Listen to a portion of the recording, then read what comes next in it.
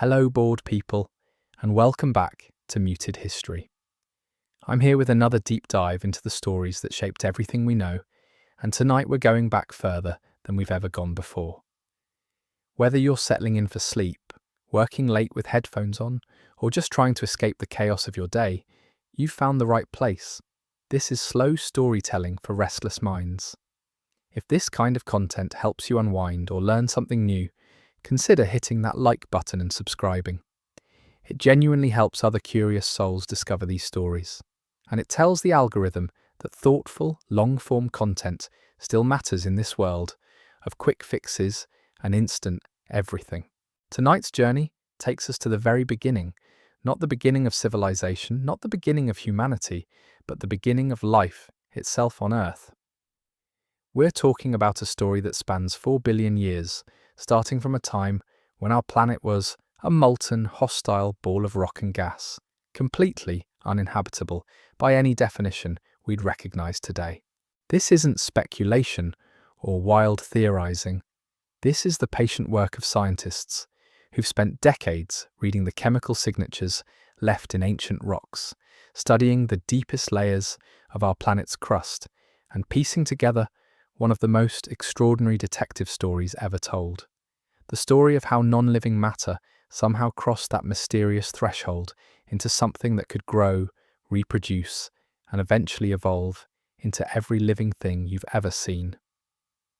So let's begin this epic tale, starting with a question that sounds simple, but cuts right to the heart of everything. What exactly is life?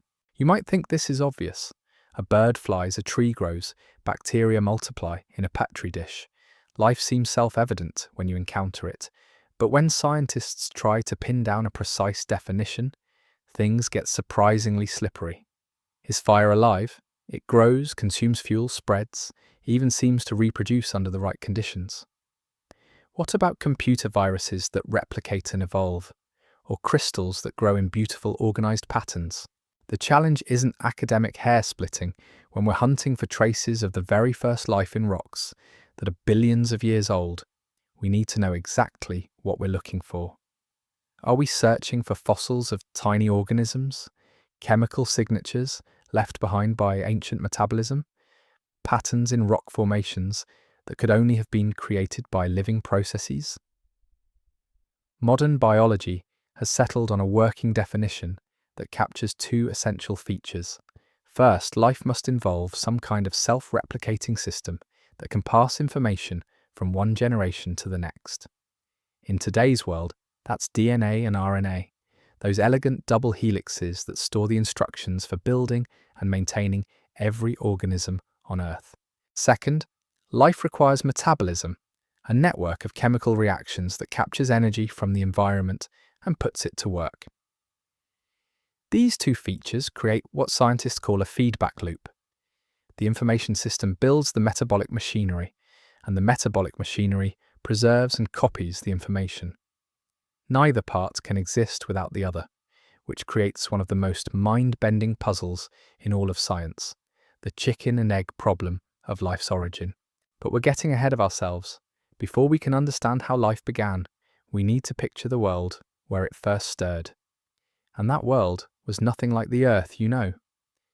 4.5 billion years ago, our planet was being born in violence. Picture the early solar system as a cosmic demolition derby, with chunks of rock and metal slamming into each other at incredible speeds. Every collision released enormous amounts of energy, heating the growing Earth until its entire surface was an ocean of molten rock. This wasn't the solid ground we walk on today, but a glowing, churning sea of liquid minerals that bubbled and convected like some primordial soup from hell. The bombardment didn't stop there. For hundreds of millions of years after Earth reached its full size, asteroids and comets continued to rain down from space. Some of these impacts were so massive, they could have boiled away entire oceans. The violence was so intense that scientists named this period the Hadean Eon, after Hades, the Greek underworld. During one particularly catastrophic collision about 4.5 billion years ago, an object roughly the size of Mars slammed into the early Earth, with such force that it blasted a chunk of our planet's mantle into space. That debris eventually coalesced into the moon. Without that collision, we wouldn't have the tides that stir our oceans today, or the gravitational stability that keeps Earth's climate from spinning into chaos. But here's what's remarkable. Even in the midst of this cosmic violence, the building blocks of life were already present. Not life itself, but the chemical ingredients that would eventually make it possible. And those ingredients didn't come from Earth alone. They were delivered from space. Every asteroid and comet that struck our young planet was carrying cargo from the depths of the solar system.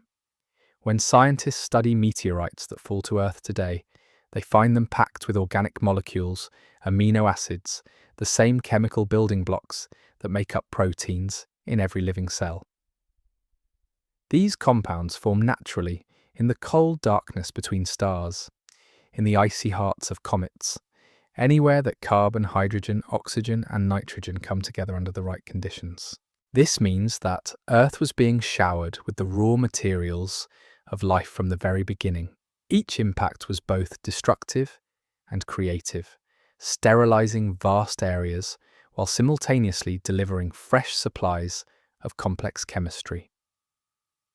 The young Earth became a vast laboratory where earthly minerals mixed with cosmic organics in combinations that had never existed before. As the bombardment gradually subsided and the planet began to cool, something extraordinary happened. Water vapor in the atmosphere condensed into torrential rains that fell for thousands of years, filling the basins between the first solid crusts with vast, steaming oceans. These weren't the blue seas we know today, but greenish-brown waters tinted with dissolved minerals and organic compounds, constantly stirred by tides and heated by volcanic activity. The atmosphere itself was alien to anything we could breathe.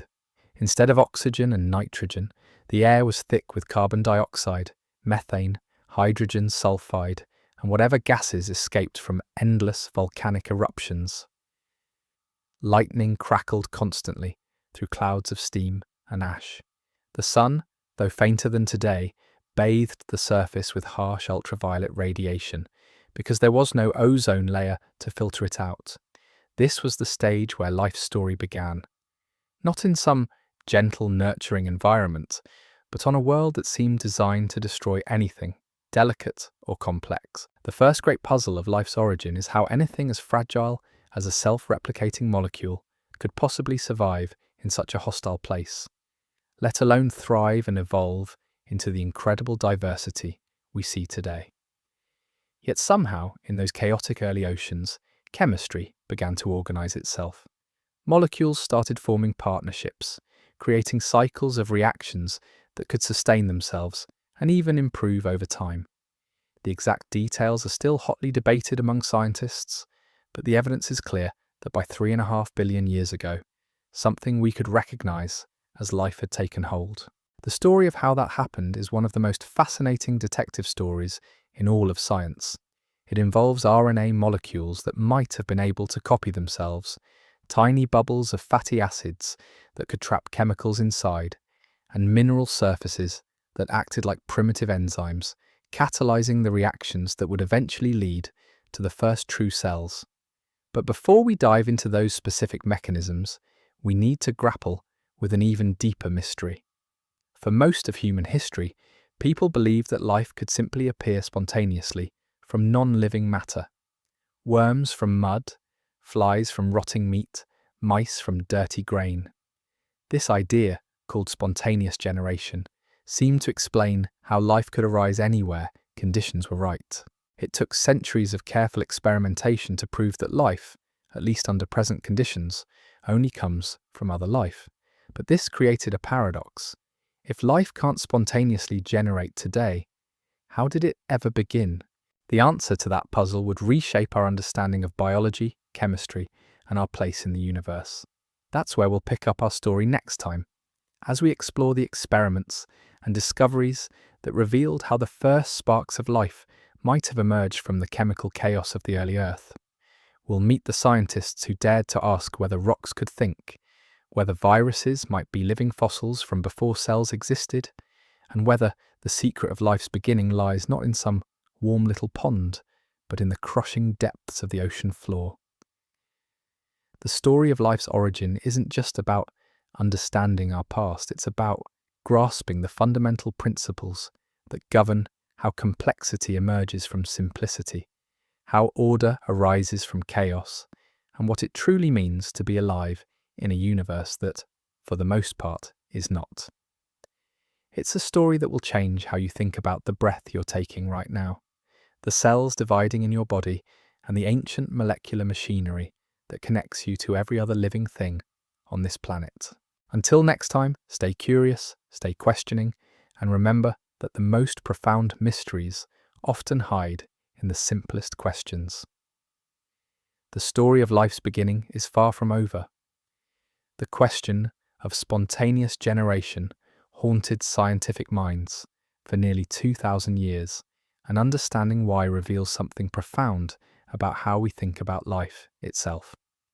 For most of recorded history, the idea that living things could simply emerge from non-living matter wasn't just accepted, it was common sense.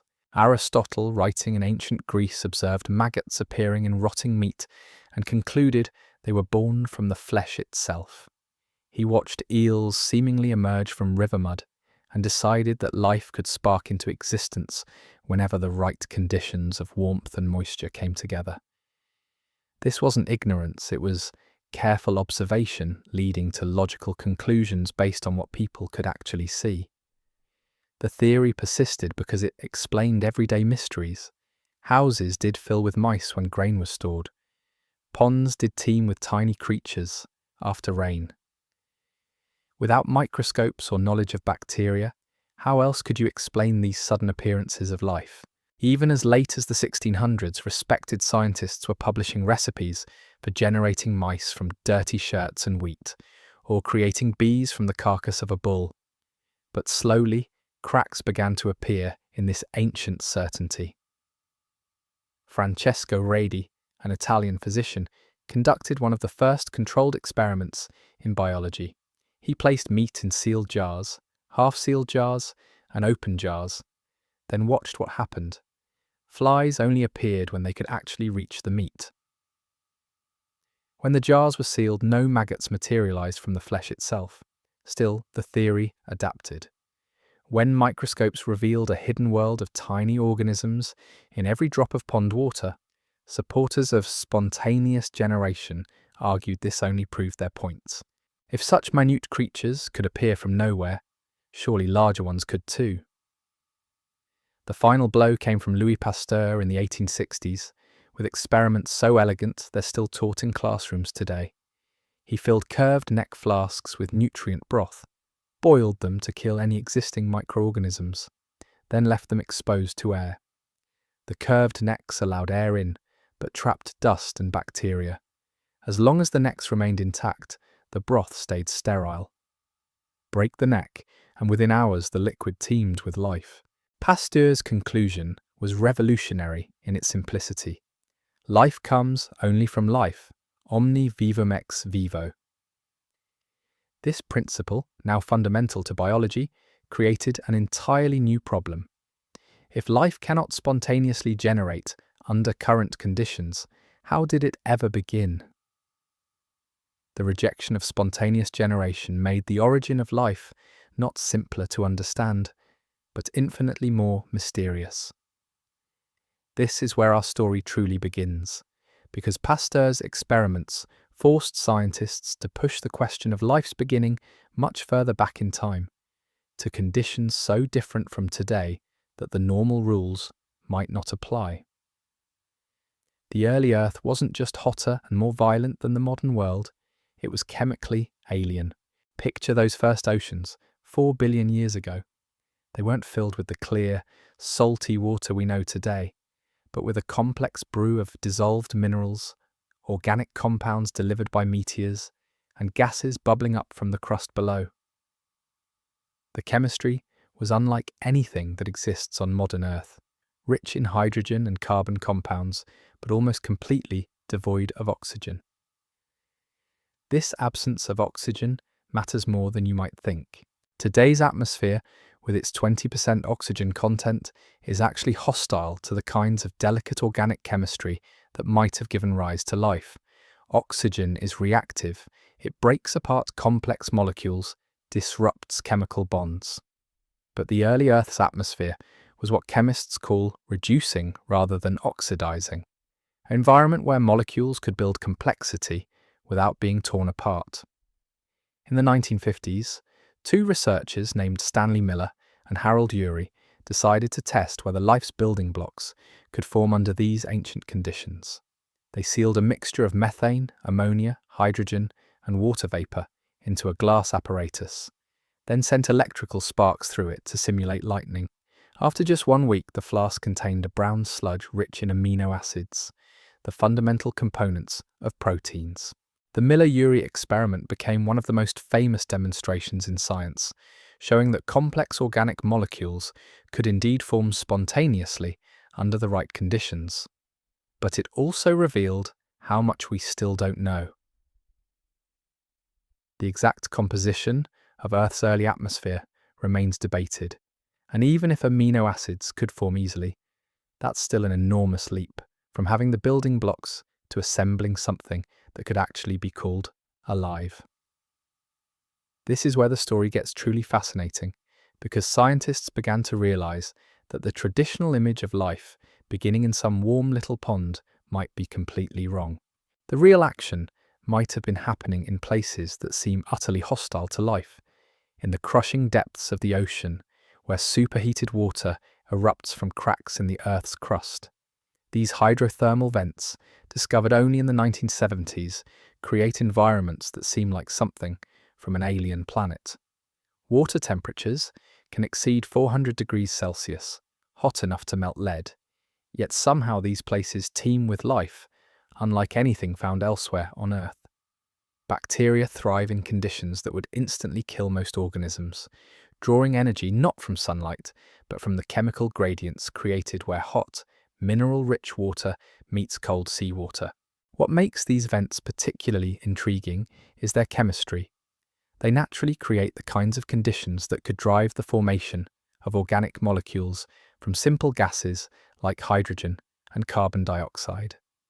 Iron and sulfur minerals act as catalysts, helping electrons flow between molecules in ways that resemble the fundamental reactions of metabolism. Some scientists now argue that life didn't begin despite the harsh conditions of early Earth, but because of them. The vent hypothesis suggests that the first living systems might have been networks of chemical reactions taking place within the porous mineral structures of these underwater chimneys. Before there were cells, before there was DNA, there might have been metabolism, sustained cycles of reactions that could capture energy and build complexity. But this raises another puzzle that strikes at the heart of modern biology. How do you get from scattered chemical reactions to the integrated self-replicating systems we call life? Every cell today depends on an intricate dance between two types of molecules: DNA, which stores information, and proteins, which do almost all the actual work of staying alive. DNA needs proteins to replicate itself, but proteins need the instructions stored in DNA to assemble correctly. It's the ultimate chicken and egg problem. Neither seems capable of existing without the other, yet both must have emerged somehow from simpler beginnings.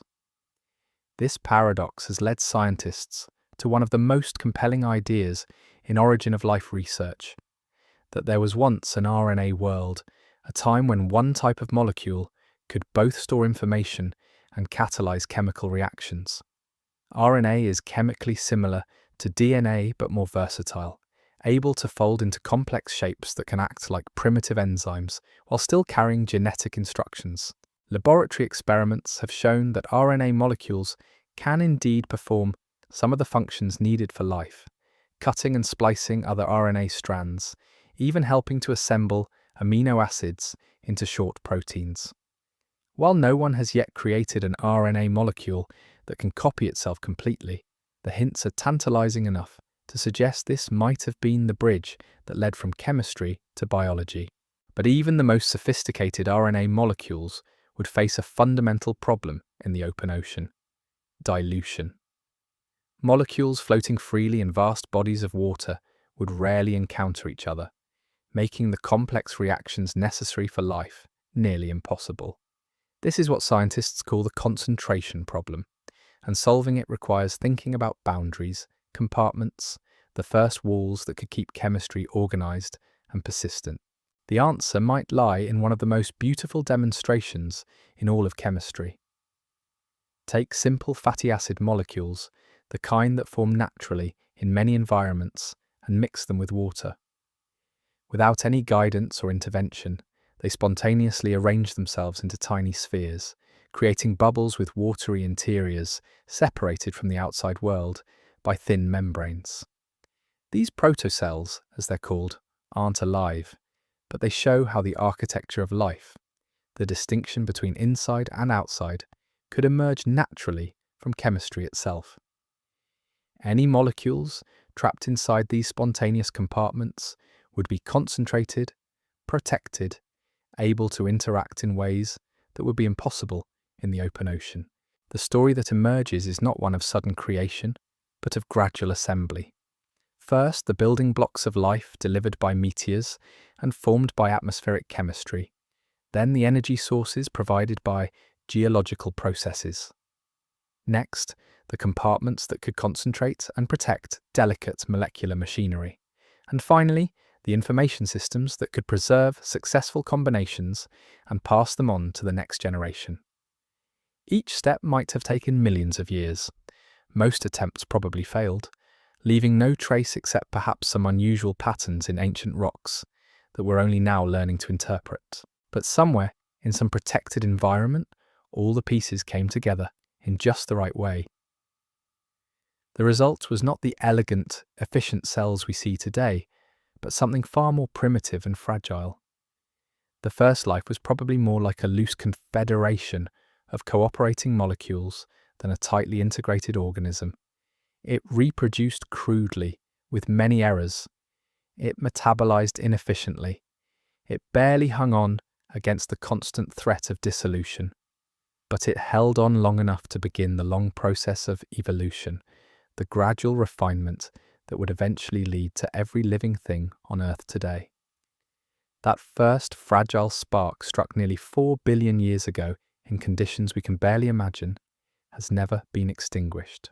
It burns still in every cell of your body, in every breath you take, in every heartbeat that connects you to that ancient moment when chemistry first learned to preserve itself against the chaos of the world. And yet, as extraordinary as that moment was, we need to be honest about what we don't actually know. The truth is, we're trying to reconstruct events that happened so long ago that almost all direct evidence has been erased by time itself. The rocks from 4 billion years ago have been melted, crushed, buried, and recycled by Earth's relentless geological processes. What we're left with are fragments, hints, chemical whispers preserved in some of the oldest materials on our planet. The detective work begins with tiny crystals called zircons, found in the Jack Hills of Western Australia. These microscopic time capsules are barely visible to the naked eye, but they contain isotopic signatures that tell us something remarkable.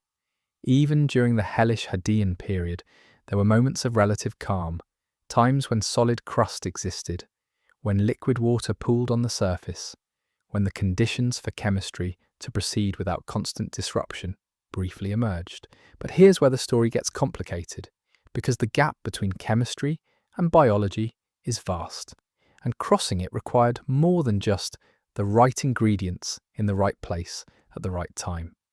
It required something that scientists are still trying to understand: the emergence of information.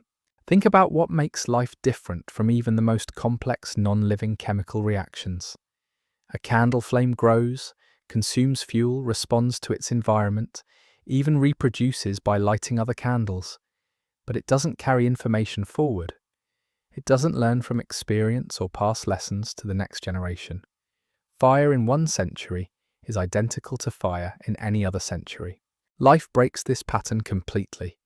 Every organism carries within itself a record of successful strategies accumulated over billions of years. The genetic code isn't just instructions for building proteins, it's a library of solutions to problems that organisms faced in the deep past. How to extract energy from sunlight, how to survive without oxygen, how to repair damaged DNA, how to detect and respond to threats. This informational aspect of life creates what might be the deepest puzzle in all of science. Information doesn't just appear spontaneously in chemical systems. It accumulates through processes that select for certain outcomes over others. But selection requires reproduction, and reproduction requires the very information systems we're trying to explain. Some scientists think the answer lies in a concept called autocatalysis, where networks of chemical reactions can sustain and even improve themselves over time. Picture a web of interconnected reactions where each product of one reaction becomes the starting material for another, creating cycles that can persist as long as energy flows through the system. These autocatalytic networks don't require DNA or proteins. They can emerge from simple chemical interactions, but under the right conditions, they can grow more complex, incorporating new reactions, becoming more efficient at capturing energy and building structure. They're not alive in any sense we'd recognize, but they show how chemistry itself can begin to exhibit some of the properties we associate with life. The transition from autocatalytic chemistry to true biology might have happened gradually, with information storage systems like RNA emerging within networks that were already self-sustaining. This would solve the chicken and egg problem by showing that metabolism could exist before genetics, providing a foundation for information systems to build upon. But even this scenario faces enormous challenges. The chemistry involved is incredibly sensitive to environmental conditions. Temperature fluctuations, changes in acidity, contamination by other chemicals, any of these could disrupt the delicate networks before they had a chance to stabilize and evolve. This is why many scientists now think the key might lie not in gentle, stable environments, but in places where conditions fluctuate regularly and predictably.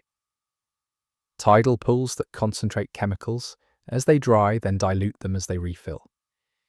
Volcanic hot springs that cycle between heating and cooling. Ice formations that squeeze dissolved molecules into thin films where reactions speed up dramatically. These cycling environments could act like primitive molecular machines, concentrating reactants, driving reactions forward, then diluting products and starting the cycle again.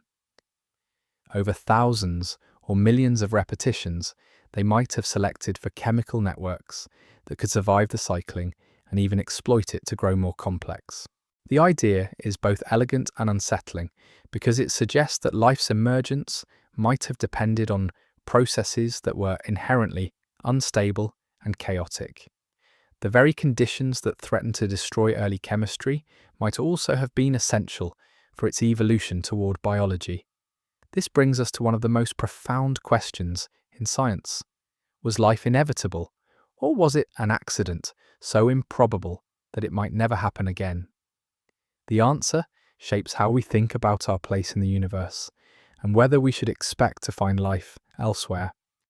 On one side are scientists who see life as an almost inevitable consequence of chemistry under the right conditions. They point to the universality of organic molecules throughout the cosmos, the tendency of complex systems to organize themselves, the apparent ease with which simple chemical networks can exhibit lifelike properties in laboratory experiments. On the other side are those who emphasize just how many things had to go right for life to emerge and persist. The precise balance of atmospheric chemistry, the cycling of water between liquid and vapor states, the availability of energy sources, the protection from sterilizing impacts, the emergence of information systems stable enough to evolve but flexible enough to adapt. From this perspective, life might be so unlikely that Earth could be unique, a 1 in a trillion accident that occurred only because the universe is vast enough to contain even the most improbable events. The debate isn't just academic. It shapes how we search for life beyond Earth, what kinds of planets and moons we consider promising targets, what biosignatures we look for in distant atmospheres. If life is inevitable, then the universe might be teeming with it, waiting to be discovered. If it's accidental, then we might be profoundly alone. But perhaps the most honest answer is that we simply don't know yet, as we have one example of life emerging, and it's the one we're part of. Every piece of evidence we examine, every fossil we uncover, every chemical signature we detect is filtered through the lens of the particular path that led to us. This creates a kind of observational bias that's almost impossible to escape. We can study the chemistry that led to DNA and proteins, but we can't know what other chemistries might have been possible. We can trace the evolution of metabolism, but we can't see the metabolic pathways that failed and left no descendants. What we can say is that by 3.5 billion years ago, something had crossed the threshold from chemistry to biology decisively enough to leave traces we can still detect today. Microscopic structures in ancient rocks that look like bacterial cells, chemical signatures that suggest biological activity, layered formations that resemble the mats built by communities of microbes. These earliest signs of life don't look like much. No eyes, no limbs, no complex behaviours, just microscopic specks that could grow, reproduce, and respond to their environment. But they represent one of the most momentous transitions in the history of our planet. Because once life existed, even in its most primitive form, it began to change everything. Those first microbes didn't just adapt to their environment, they started reshaping it. They altered the chemistry of the oceans, modified the composition of the atmosphere, created new habitats that had never existed before. The most dramatic example of this would come later, with the evolution of photosynthesis and the great oxygenation event that poisoned most of early life, while setting the stage for everything that followed. But even before that, life was already proving one of its most fundamental characteristics, the power to transform not just itself, but the entire world it inhabits. This transformative power raises fascinating questions about the relationship between life and its environment. Did life emerge because Earth provided exactly the right conditions, or did life itself create many of the conditions we now think of as necessary for biology? The answer might be both. Earth's early environment made life possible, but life's emergence made Earth the kind of planet where complex chemistry could flourish for billions of years. It's a feedback loop that continues today, with biological processes regulating climate, ocean chemistry, and atmospheric composition in ways that maintain habitability. Understanding this relationship is crucial because it affects how we think about life's fragility and resilience. The first organisms faced constant threats from impacts, volcanic eruptions, and dramatic climate shifts. Yet somehow they persisted, adapted, and diversified into forms that could survive even planetary-scale disasters. This resilience suggests that once life gains a foothold, it becomes remarkably difficult to eradicate completely. It finds ways to persist in the most extreme environments, from the crushing depths of ocean trenches to the radiation-soaked surfaces of nuclear reactors. Life, it seems, is both incredibly unlikely to begin and incredibly hard to eliminate once it starts. That paradox captures something essential about our relationship to the cosmos.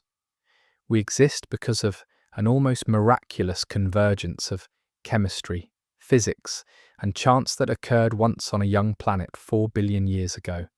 Yet we also exist as part of a process so robust and adaptable that it has survived every catastrophe Earth could throw at it.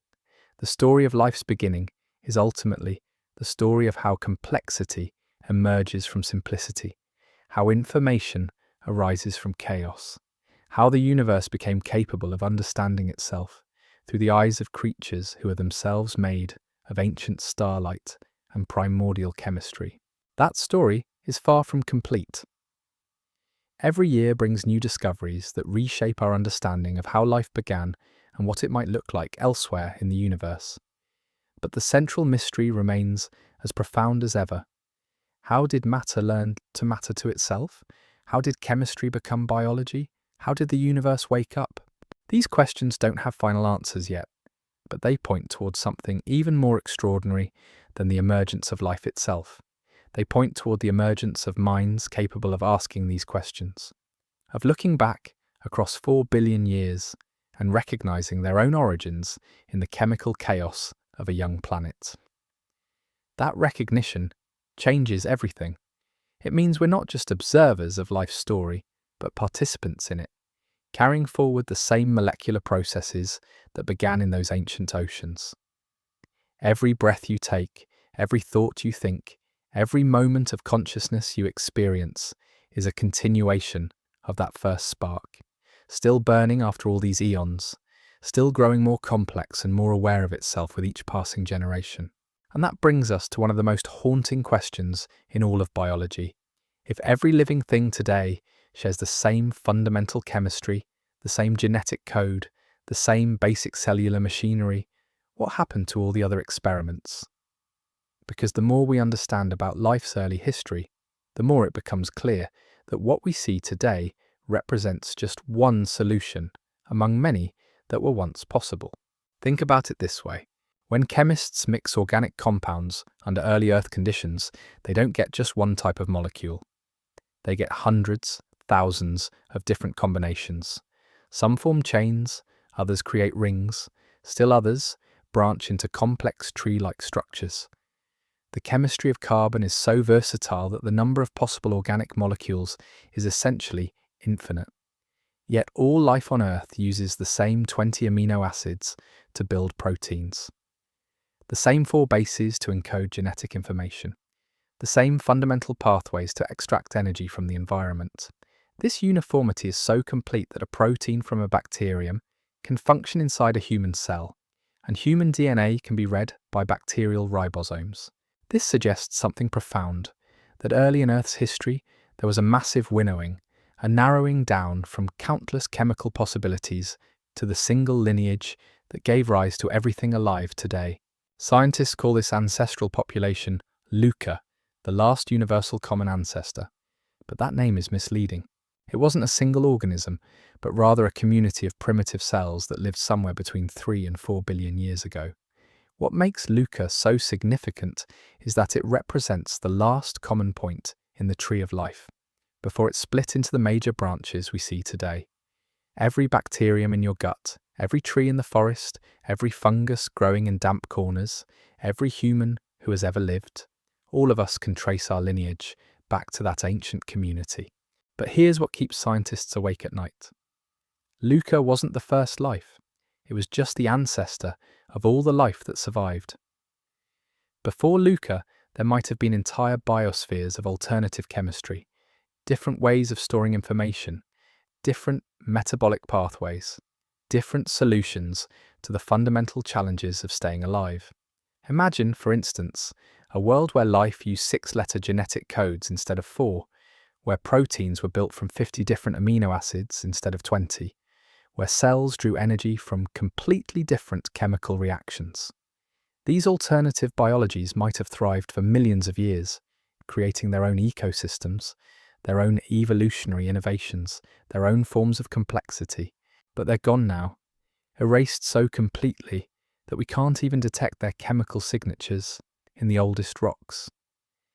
They might have been outcompeted by the lineage that led to us, or wiped out by environmental catastrophes, or simply unlucky in the lottery of deep time.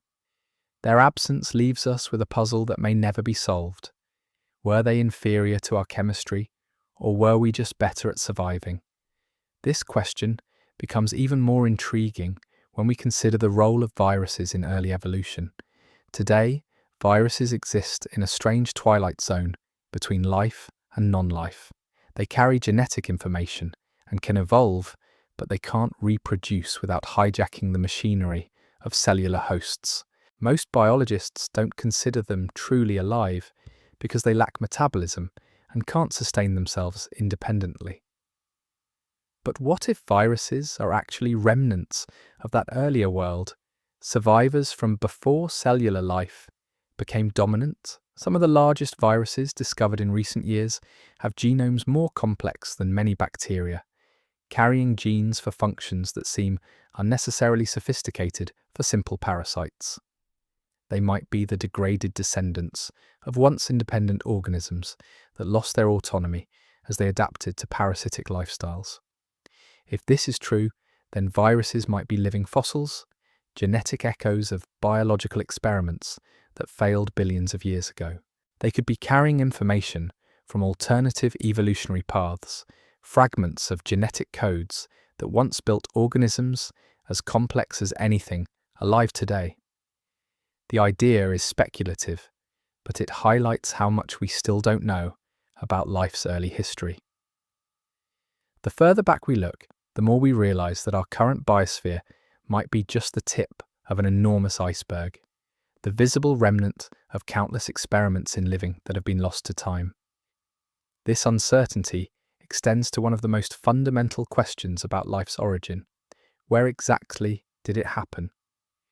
For decades, scientists have debated whether life began in warm, shallow ponds, where cycles of evaporation and dilution could concentrate chemicals and drive complex reactions, or in the deep ocean around hydrothermal vents, where mineral-rich water provides steady sources of chemical energy.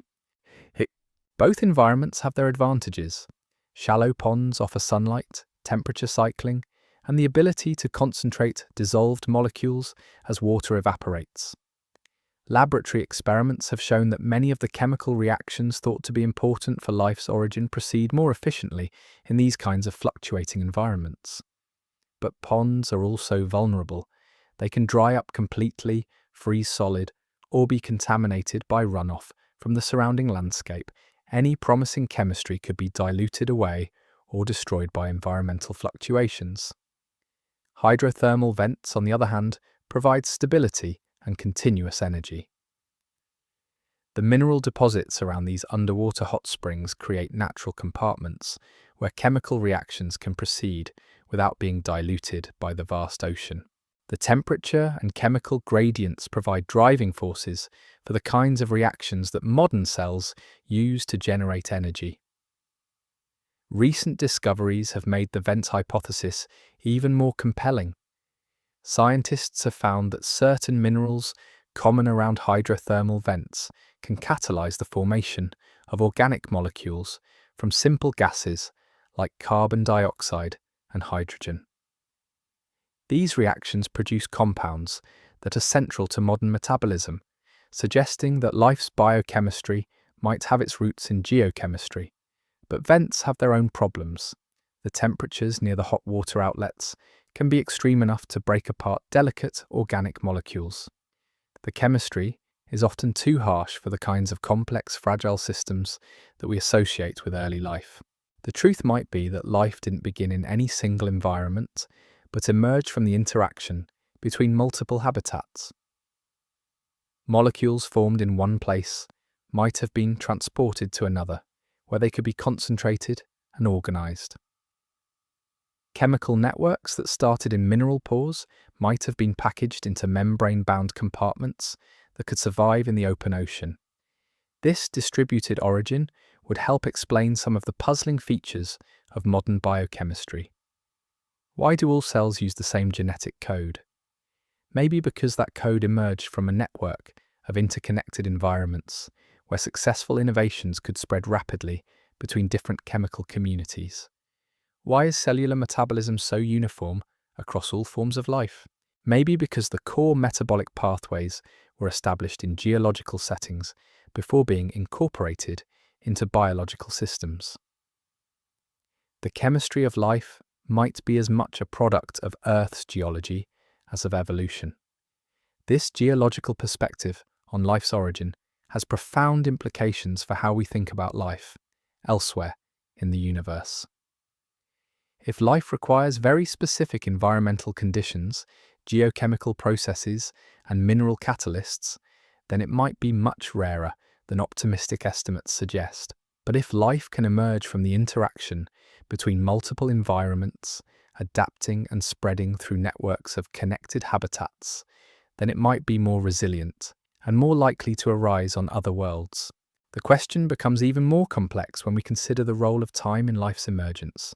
How long did it take for chemistry to become biology? The fossil record suggests that life was well established by 3.5 billion years ago, but it might have taken hundreds of millions of years for the first self-replicating systems to evolve into recognizable cells. During that vast span of time, countless experiments were probably tried and abandoned. Most failed quickly, lasting only as long as the local conditions that supported them. But some might have persisted for thousands or even millions of years before finally going extinct. These failed lineages leave no fossils, no genetic traces, no chemical signatures that we can detect. They are the dark matter of biology, invisible to our instruments but essential for understanding how the visible forms of life came to be. Every successful innovation in early evolution was built on the failures of countless alternatives. This hidden history of extinction and experimentation might be the key to understanding why life took the particular form it did. The genetic code, the structure of proteins, the chemistry of metabolism, all of these might be the products of selection, not just for efficiency, but for survival in a world where most experiments ended in oblivion. The implications are both humbling and inspiring. Humbling because they remind us that our existence depends on an almost infinite series of lucky accidents, successful gambles in a cosmic casino where the house almost always wins. Inspiring because they suggest that life, once it gains a foothold, is remarkably creative and persistent, constantly generating new solutions to the challenges of existence.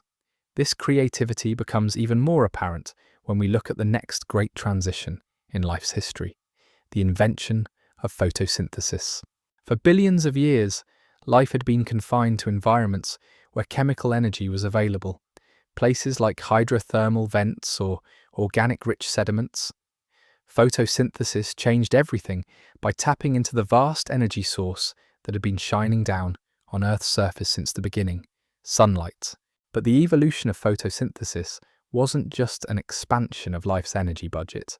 It was also one of the most catastrophic events in our planet's history, because the waste product of photosynthesis is oxygen, and oxygen was poison to most of the life forms that existed at the time.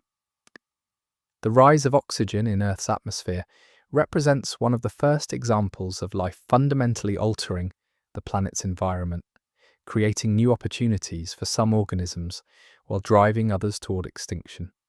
It's a pattern that would repeat throughout evolutionary history, life changing its environment, then adapting to the changes it had created.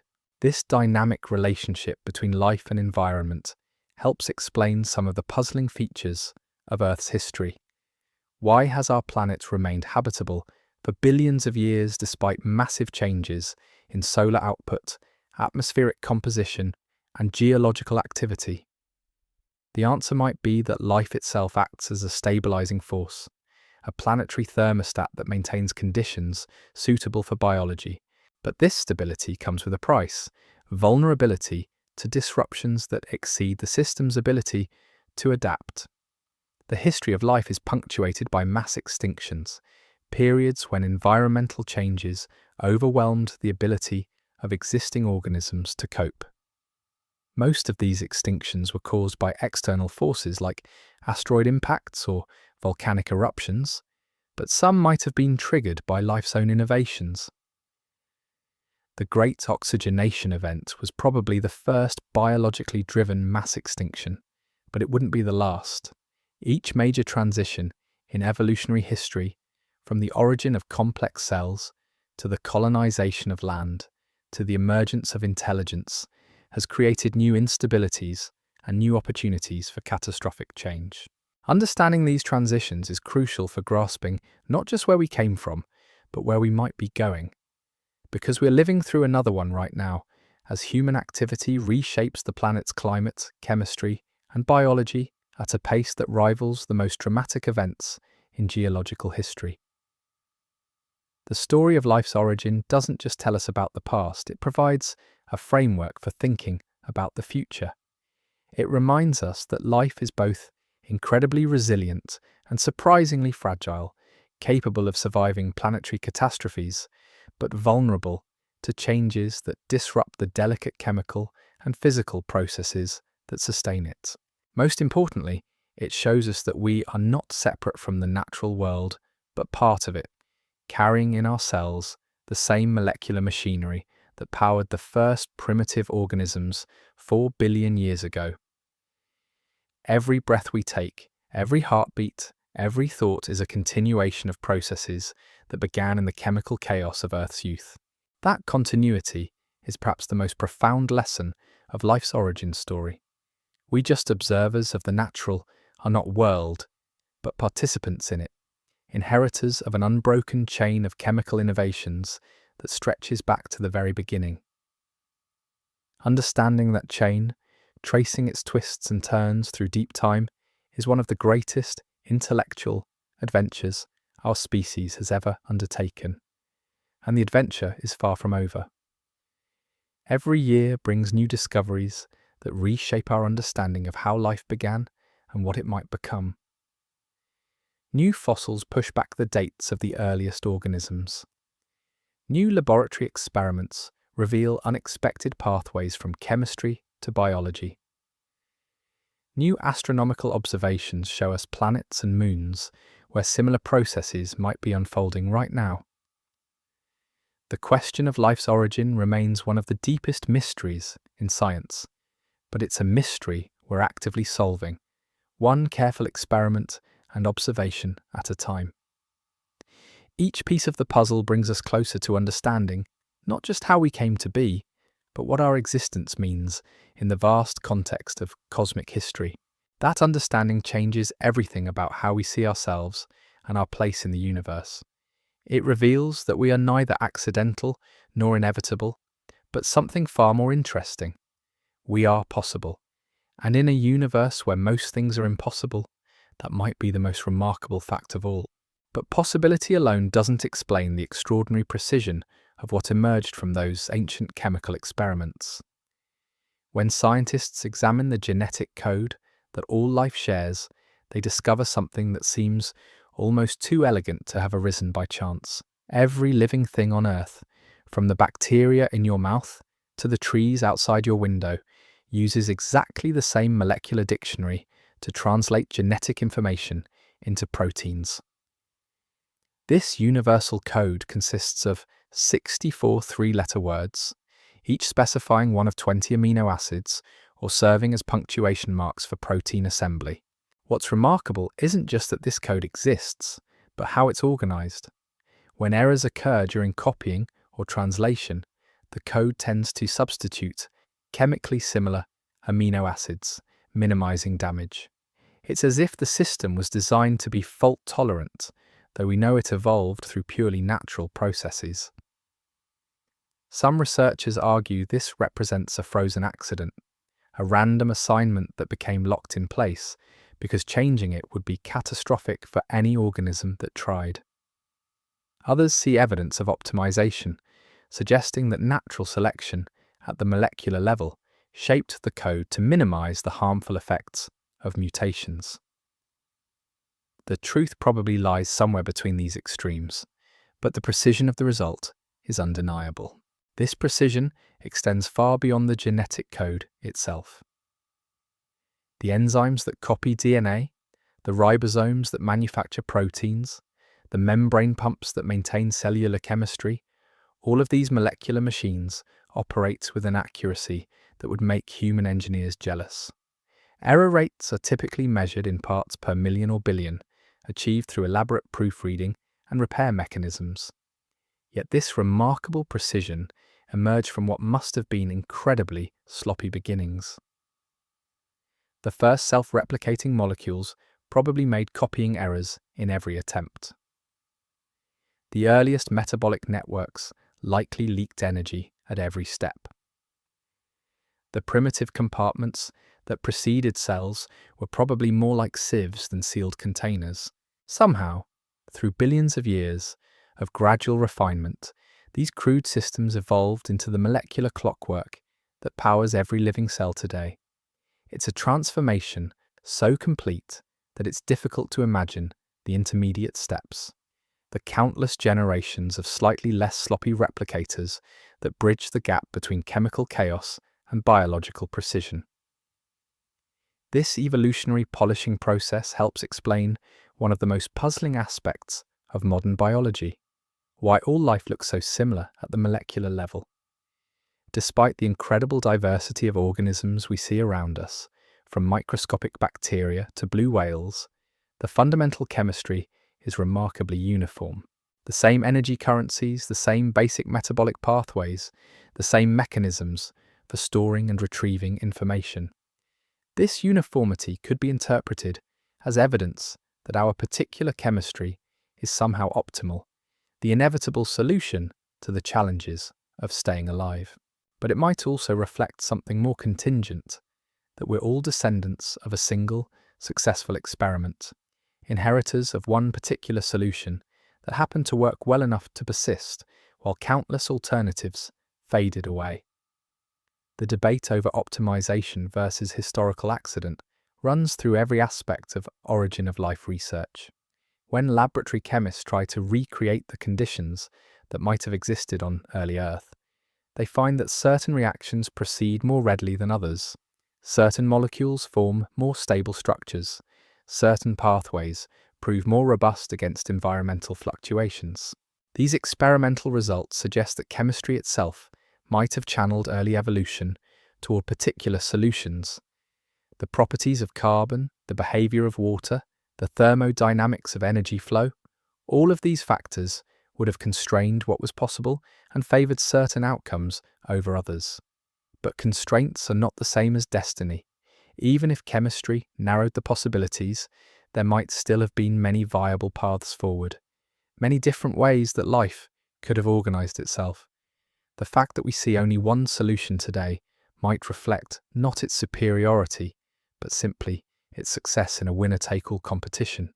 This question becomes even more intriguing when we consider the role of cooperation in early evolution. Modern cells are marvels of molecular cooperation, with thousands of different components working together in precise coordination. But cooperation is vulnerable to cheating, to selfish elements that take benefits without contributing to the collective good. How did the first living systems solve this fundamental problem? How did they prevent the evolution of molecular freeloaders that could have destabilized the entire system? The answer might lie in the physical structure of early cells, in compartmentalization that linked the fate of individual molecules to the survival of the whole. If replicating molecules were trapped together inside primitive membranes, then those that helped maintain the compartment would be more likely to survive and reproduce than those that didn't. This spatial organization could have provided the foundation for the elaborate cooperation we see in modern biology. But compartmentalization also raises new questions about the transition from chemistry to biology. How did the first molecules manage to construct their own containers? How did they coordinate the complex process of cell division? How did they maintain the right balance between isolation and exchange with the environment? These challenges might have been solved gradually, through millions of years of trial and error.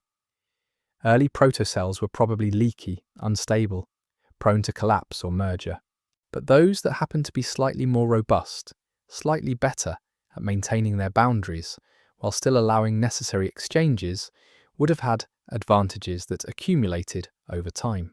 The evolution of cellular boundaries represents one of the most crucial transitions in life's history, because it made possible the evolution of everything else. Once molecules were organized into discrete packages that could grow, divide, and compete, natural selection could begin to operate on cellular properties rather than just molecular ones. This shift from molecular to cellular evolution might have been gradual, with early replicators existing in various states of organization. Some might have been free-floating, others loosely associated, still others trapped within primitive compartments. Different solutions might have coexisted for long periods before one proved decisively superior. The winning solution, whatever it was, had to solve multiple problems simultaneously. It needed to maintain stable boundaries while allowing the passage of nutrients and waste. It had to coordinate the complex chemistry of metabolism with the precise requirements of replication. It had to balance growth with reproduction, innovation with fidelity. Most importantly, it had to be evolvable, capable of improvement through small changes that could accumulate over time.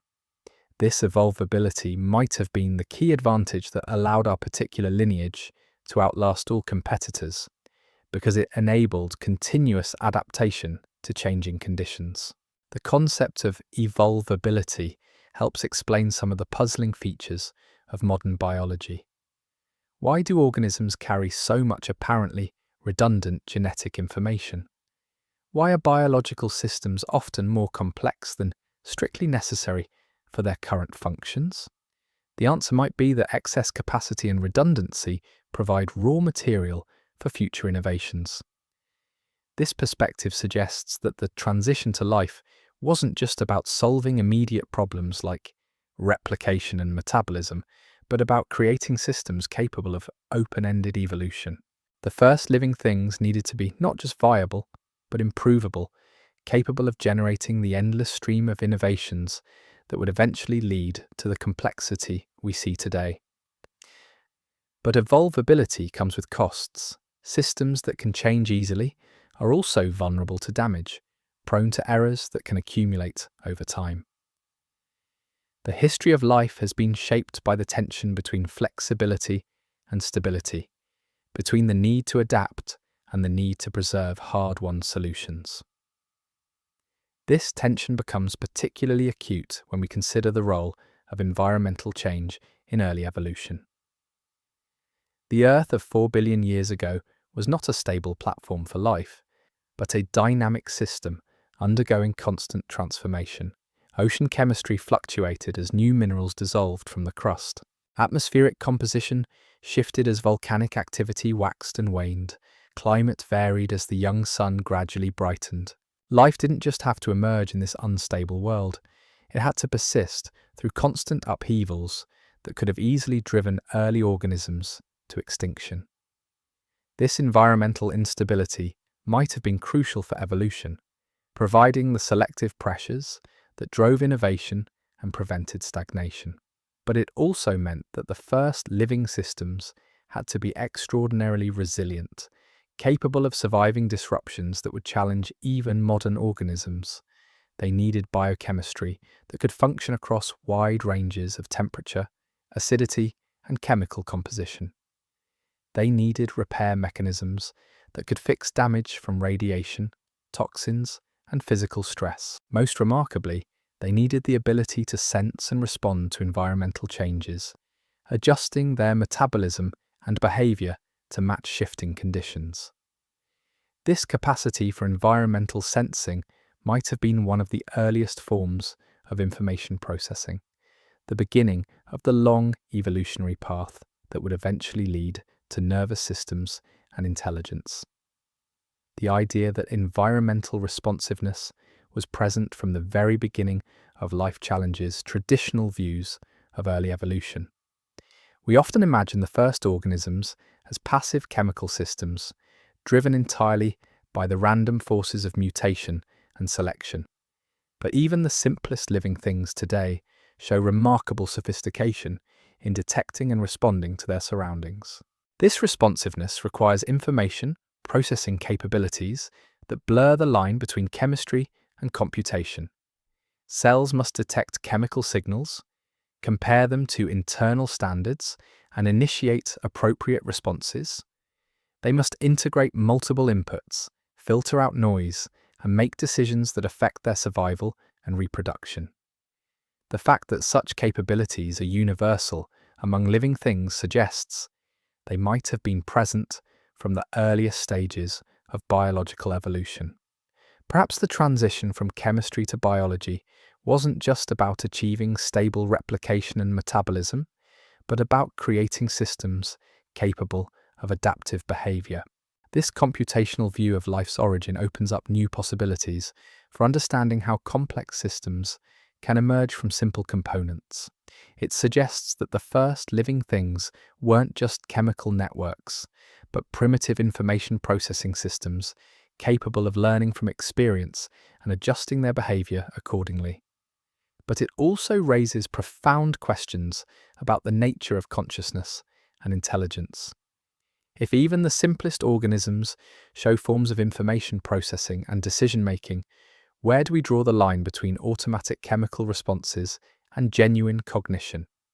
Is there a meaningful distinction between the molecular computations that occur in every cell and the neural computations that occur in brains? These questions touch on some of the deepest mysteries in science and philosophy, connecting the origin of life to fundamental questions about the nature of mind and consciousness. They remind us that the story we've been telling isn't just about chemistry becoming biology, but about matter becoming capable of experience, awareness, and understanding. The transition from non-living to living was also a transition from unconscious to conscious, from systems that simply exist to systems that can know they exist. And that transition, however gradual it might have been, represents one of the most profound transformations in the history of the universe. We are the inheritors of that transformation, carrying within our cells the same molecular machinery that powered the first primitive organisms, but organized now into systems capable of contemplating their own origins. Every thought you think, every memory you form, every moment of awareness you experience is built on foundations that were laid billions of years ago in the chemical chaos of Earth's youth. That continuity is both humbling and inspiring. Humbling because it reminds us that we are not separate from the natural world, but part of it, subject to the same physical laws and chemical constraints that governed our earliest ancestors. Inspiring because it reveals the extraordinary, creative potential hidden within matter itself, the capacity for simple components to organize themselves into systems of unimaginable complexity and capability. The story of life's beginning is ultimately the story of emergence, of how properties and capabilities can arise that are not present in individual components but emerge from their interactions. It's a story that continues today as human consciousness grapples with questions that would have been meaningless to our molecular ancestors, but that arise naturally from the complexity they made possible. Understanding this story changes how we see ourselves and our place in the cosmos. We are not accidents or intruders in a lifeless universe, but natural products of processes that seem to be woven into the fabric of reality itself. We are what happens when matter becomes complex enough to understand itself, when chemistry becomes capable of contemplation. That realization carries both responsibility and wonder. Responsibility because we are now conscious participants in the evolutionary process that created us, capable of directing its future course through our choices and actions. Wonder because we can trace our lineage back through 4 billion years of unbroken continuity to those first fragile sparks of organization in ancient oceans. The first life on Earth was not just the beginning of biology, but the beginning of the possibility of understanding, of knowledge, of the very questions we are asking about our own origins. In trying to understand how life began, we are participating in the universe's attempt to comprehend itself, using minds that evolved from the very processes we are trying to explain. And that paradox, that beautiful circularity, might be the most profound aspect of the entire story. We are not just studying the origin of life, we are part of its continuation, carrying forward the same patterns of organization and complexity that began in the chemical darkness of Earth's youth, and continue to unfold in ways we can barely imagine. The story is far from over. Each new discovery reshapes our understanding. Each experiment reveals new possibilities. Each observation of distant worlds expands our sense of what might be possible elsewhere in the cosmos. We are living through one of the most exciting periods in the history of science, as the tools finally become available to answer questions that humans have been asking since we first looked up at the stars and wondered if we were alone.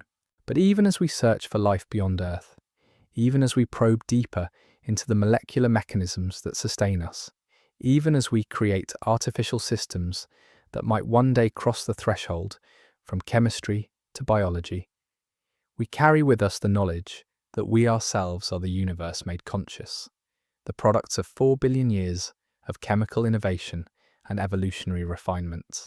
That knowledge transforms everything. It means that when we look into a microscope and see the intricate machinery of a cell, we are looking at our own history, written in molecular language. When we sequence a genome and trace the relationships between species, we are mapping our own family tree. When we study the chemistry of early Earth and try to understand how life began, we are investigating our own deepest roots. The first life on Earth was our beginning, but it was also the beginning of something much larger.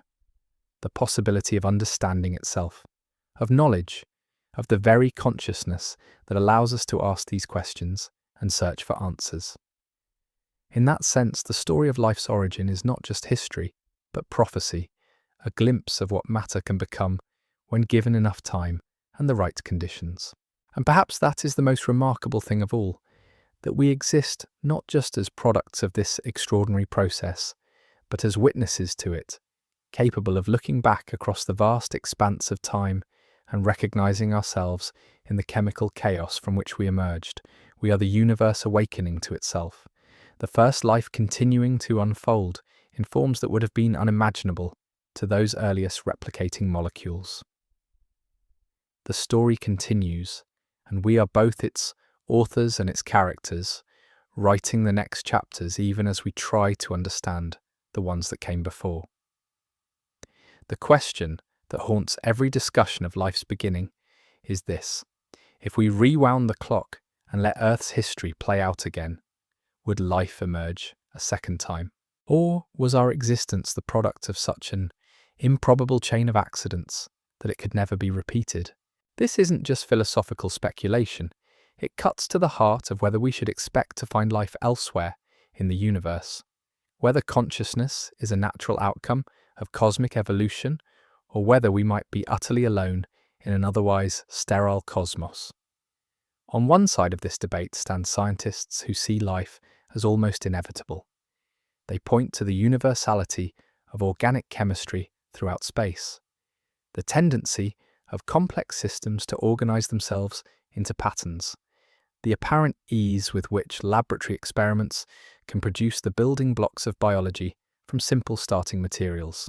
The universe, they argue, is filled with carbon, hydrogen, oxygen, and nitrogen. These elements naturally form complex molecules under a wide range of conditions. Amino acids have been found in meteorites, in the dust between stars, in the atmospheres of distant planets. The raw materials of life seem to be everywhere we look. Moreover, the fundamental principles that govern how these materials interact, thermodynamics, chemical kinetics, the physics of self-organization, these are universal laws that operate the same way throughout the cosmos. If these principles led to life on Earth, why shouldn't they lead to life elsewhere?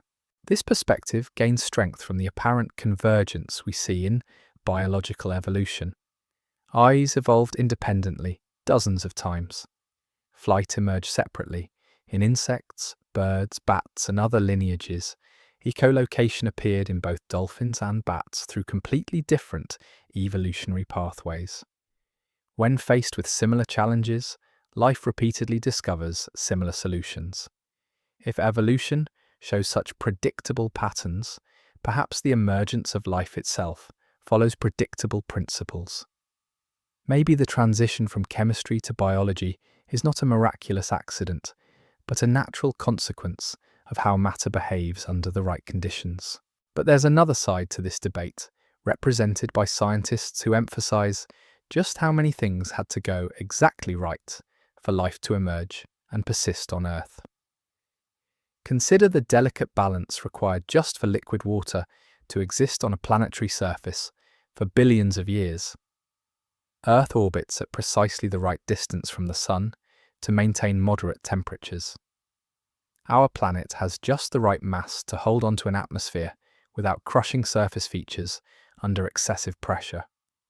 The moon stabilizes our axial tilt, preventing extreme climate swings that could have sterilized the surface repeatedly. Our magnetic field deflects harmful radiation that would otherwise strip away the atmosphere and damage delicate organic molecules. Plate tectonics recycles carbon and regulates climate through feedback mechanisms that have kept the planet habitable despite massive changes in solar output over geological time. Any one of these factors operating differently might have prevented life from emerging or caused it to go extinct before it could establish itself. The fact that they all worked together for billions of years suggests either extraordinary luck or extraordinarily fine-tuned conditions.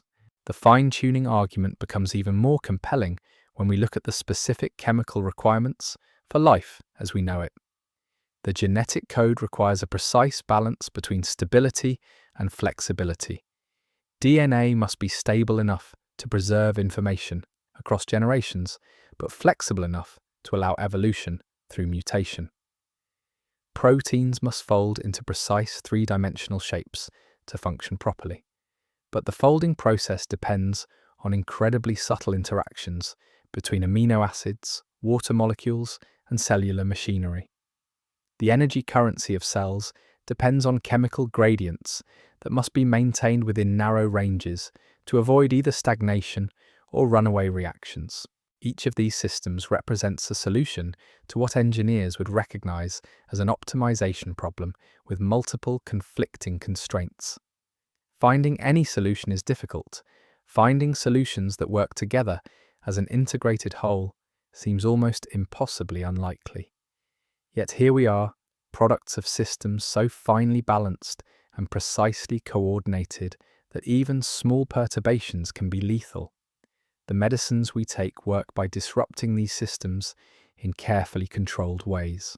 The toxins that can kill us often do so by interfering with single molecular processes that are essential for cellular function. This fragility suggests that life might be balanced on a knife's edge of possibility, dependent on conditions so specific that they might never be replicated elsewhere. From this perspective, we might indeed be alone in the universe, the beneficiaries of a cosmic lottery with odds so long that winning once used up all the luck available. But perhaps this framing of the debate misses something crucial. Instead of asking whether life is inevitable or accidental, we might ask whether the question itself makes sense. Because the more we learn about how life actually works, the more it becomes clear that the boundary between living and non-living is not as sharp as we once thought. Consider viruses, those strange entities that exist in the twilight zone between chemistry and biology. They carry genetic information and can evolve, but they can't reproduce without hijacking cellular machinery. Are they alive? The answer depends entirely on how we define life, and that definition has been shifting as we discover more about the molecular basis of biological processes, or consider the metabolic networks that operate inside every cell. These are not designed systems with clear hierarchies and control structures. They are self-organizing chemical networks that emerge from the interactions of thousands of individual molecules. No single component controls the whole system, yet the system as a whole exhibits purposeful behavior. The boundary between such networks and purely chemical systems is gradual rather than sharp. As we add more components, more feedback loops, more environmental interactions, chemical networks gradually acquire more of the properties we associate with life. There may never have been a clear moment when non-life became life, only a gradual transition across a spectrum of increasing organization and complexity. This perspective suggests that the inevitability versus accident debate might be asking the wrong question. Instead of asking whether life is likely or unlikely, we might ask what kinds of conditions promote the emergence of increasingly complex chemical networks, and how often such conditions arise in the universe. The answer might depend on factors we're only beginning to understand. the role of environmental fluctuations in driving chemical networks toward greater complexity, the importance of mineral surfaces in catalyzing key reactions, the ways that physical constraints like compartmentalization can promote cooperation between competing molecular systems. Recent research has revealed that many of the processes we once thought were unique to biology actually occur spontaneously under the right chemical conditions. Autocatalytic networks can emerge from random mixtures of molecules. Self-replicating chemical systems can evolve without any biological machinery. Even primitive forms of metabolism can arise from purely geochemical processes. These discoveries suggest that the gap between chemistry and biology might be smaller than we thought, not because biology is simple, but because chemistry is more creative and self-organizing than we gave it credit for. The same principles that govern how atoms bond into molecules might also govern how molecules organize into networks, networks into systems, and systems into organisms. If this is true, then life might not require miraculous accidents or precisely fine-tuned conditions. It might emerge naturally from the tendency of matter to organize itself into increasingly complex patterns when energy flows through systems that are held away from equilibrium. This would make life not inevitable in any particular place or time, but likely to emerge eventually in any environment that provides the right combination of chemical diversity, energy flow, and environmental dynamics. The universe might be full of such environments, from the subsurface oceans of icy moons to the atmospheres of distant exoplanets. But even this more optimistic view comes with caveats. The transition from simple chemical networks to the kinds of integrated, evolvable systems we recognize as alive might still require very specific conditions.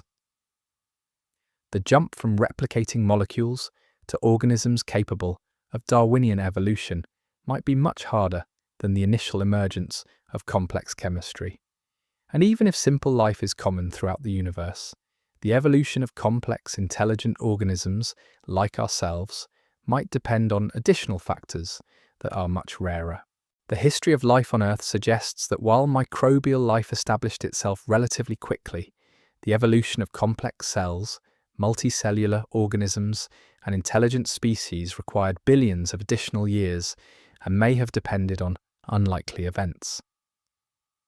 The great oxygenation event that transformed Earth's atmosphere was caused by the evolution of photosynthesis, but there's no guarantee that photosynthesis would evolve on every world that develops life. The emergence of complex cells through the merger of simpler organisms might be a rare accident rather than an inevitable outcome. The evolution of intelligence might require specific environmental pressures that don't arise on most worlds.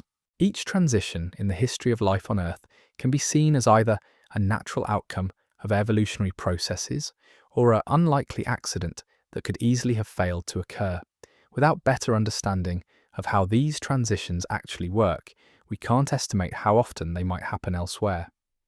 This uncertainty is reflected in the wide range of estimates scientists make for the prevalence of life in the universe. Some calculations suggest that every star system should contain multiple living worlds. Others conclude that we might be the only intelligent species in our entire galaxy, possibly in the observable universe. The difference between these estimates often comes down to assumptions about how difficult various evolutionary transitions actually are. Change your assumptions about the likelihood of any single step, and you can change your conclusions about cosmic biology by factors of billions or trillions. This is why the search for life beyond Earth has become such a priority for space agencies and private researchers. We desperately need more data points, more examples of how life can emerge and evolve under different conditions.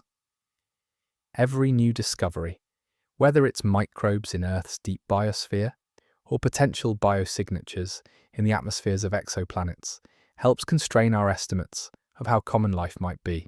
But until we actually find life elsewhere, or definitively determine that it doesn't exist in places where we expected to find it, the debate over inevitability versus accident will continue. We remain trapped in the paradox of having exactly one example of life, the one we're part of, making it impossible to determine whether we're typical or extraordinary. This limitation affects not just our scientific understanding, but our philosophical and spiritual perspectives on existence itself. Are we alone in contemplating the universe, or are we part of a vast community of conscious beings scattered across the cosmos? Are we responsible for preserving the only known example of intelligence and awareness, or can we take comfort in knowing that consciousness has emerged elsewhere and will survive even if we don't? These questions may never have definitive answers, but they frame how we think about our place in the cosmic story and our responsibilities to future generations. If life is rare and precious, then preserving and extending it becomes a moral imperative. If life is common and resilient, then we can focus more on understanding and enjoying our particular manifestation of the cosmic creative process. Perhaps the most honest answer we can give right now is that we simply don't know. Life might be inevitable, it might be accidental, or it might be something else entirely, a natural but uncommon outcome that requires the right combination of circumstances to occur. What we do know is that it happened at least once, here on Earth, in ways that produce the extraordinary diversity and complexity of the biosphere we see today. We know that the process involved countless innovations, extinctions, and evolutionary experiments that played out over billions of years. We know that it eventually gave rise to organisms capable of understanding their own origins and contemplating their place in the universe. That last development, the evolution of consciousness and intelligence, might be the most improbable part of the entire story. Even if simple life is common throughout the cosmos, the evolution of minds capable of asking questions about cosmic biology and the nature of existence might be extraordinarily rare. If that's true, then we carry a special responsibility as possibly the only witnesses to the cosmic story, the only part of the universe that has become aware of itself and capable of understanding its own history. The questions we ask about life's origin are not just scientific inquiries, but expressions of the universe's attempt to comprehend itself through the minds it has created. This perspective transforms the entire discussion from an abstract scientific problem into something deeply personal and meaningful. We are not just studying the origin of life, we are participating in its continuation, carrying forward the same patterns of complexity and organization that began in those ancient oceans and continue to unfold in ways we can barely imagine.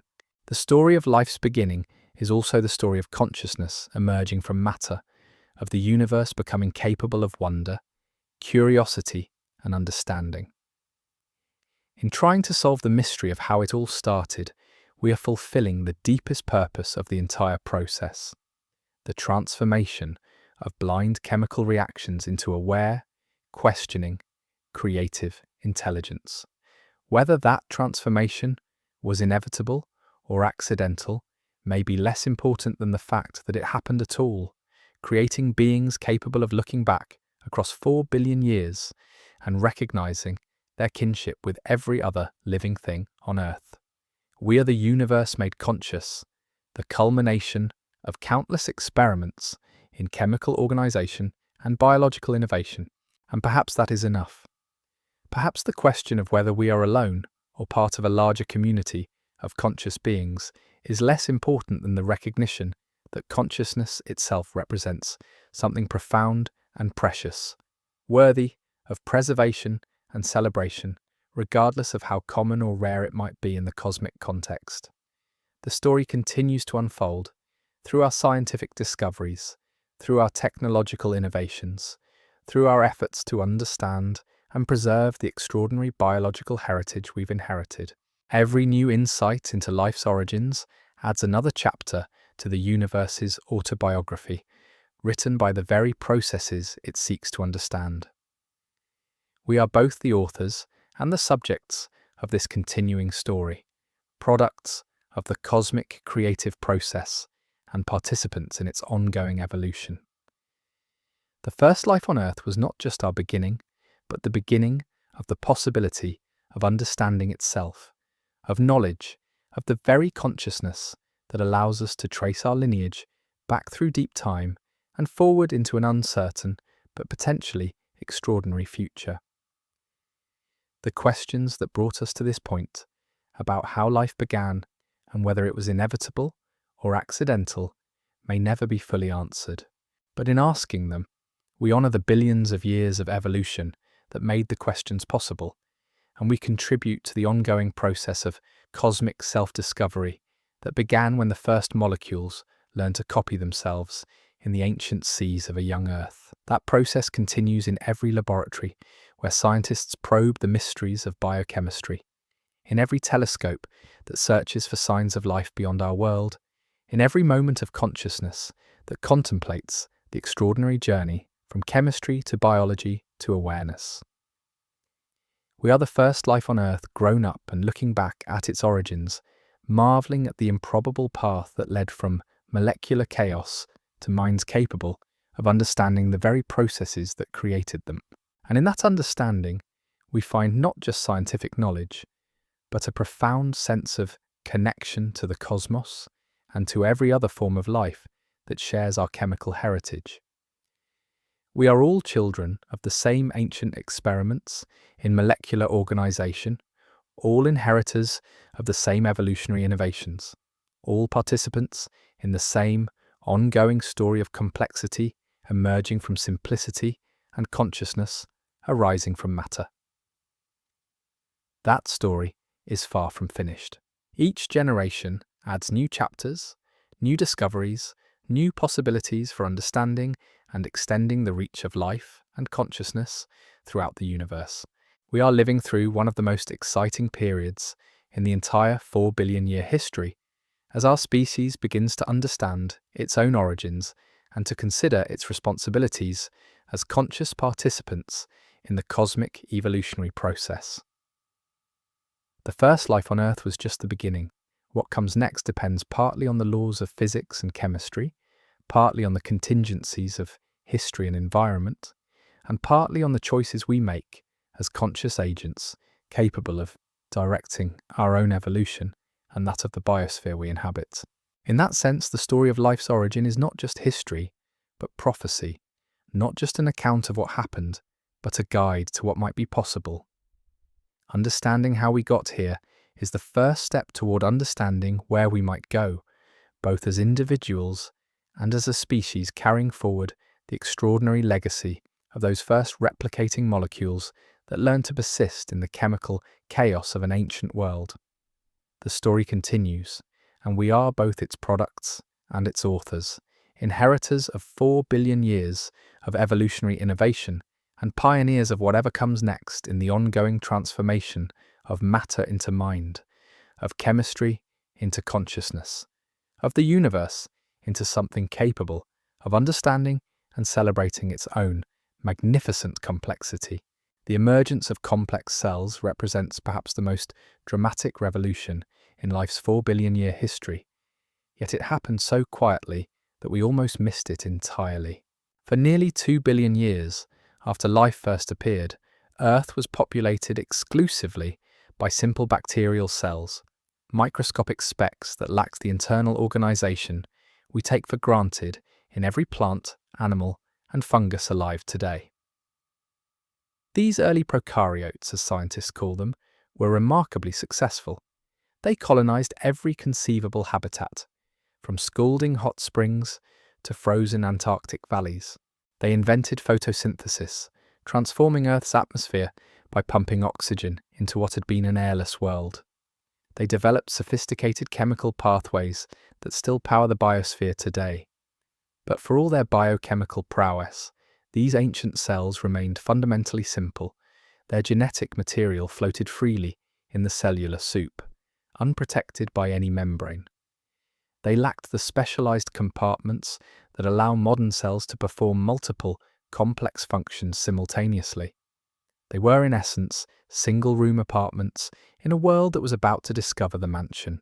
The transformation began sometime between 2 and 1.5 billion years ago, though pinpointing exactly when is difficult, because the process was so gradual and left such subtle traces in the fossil record.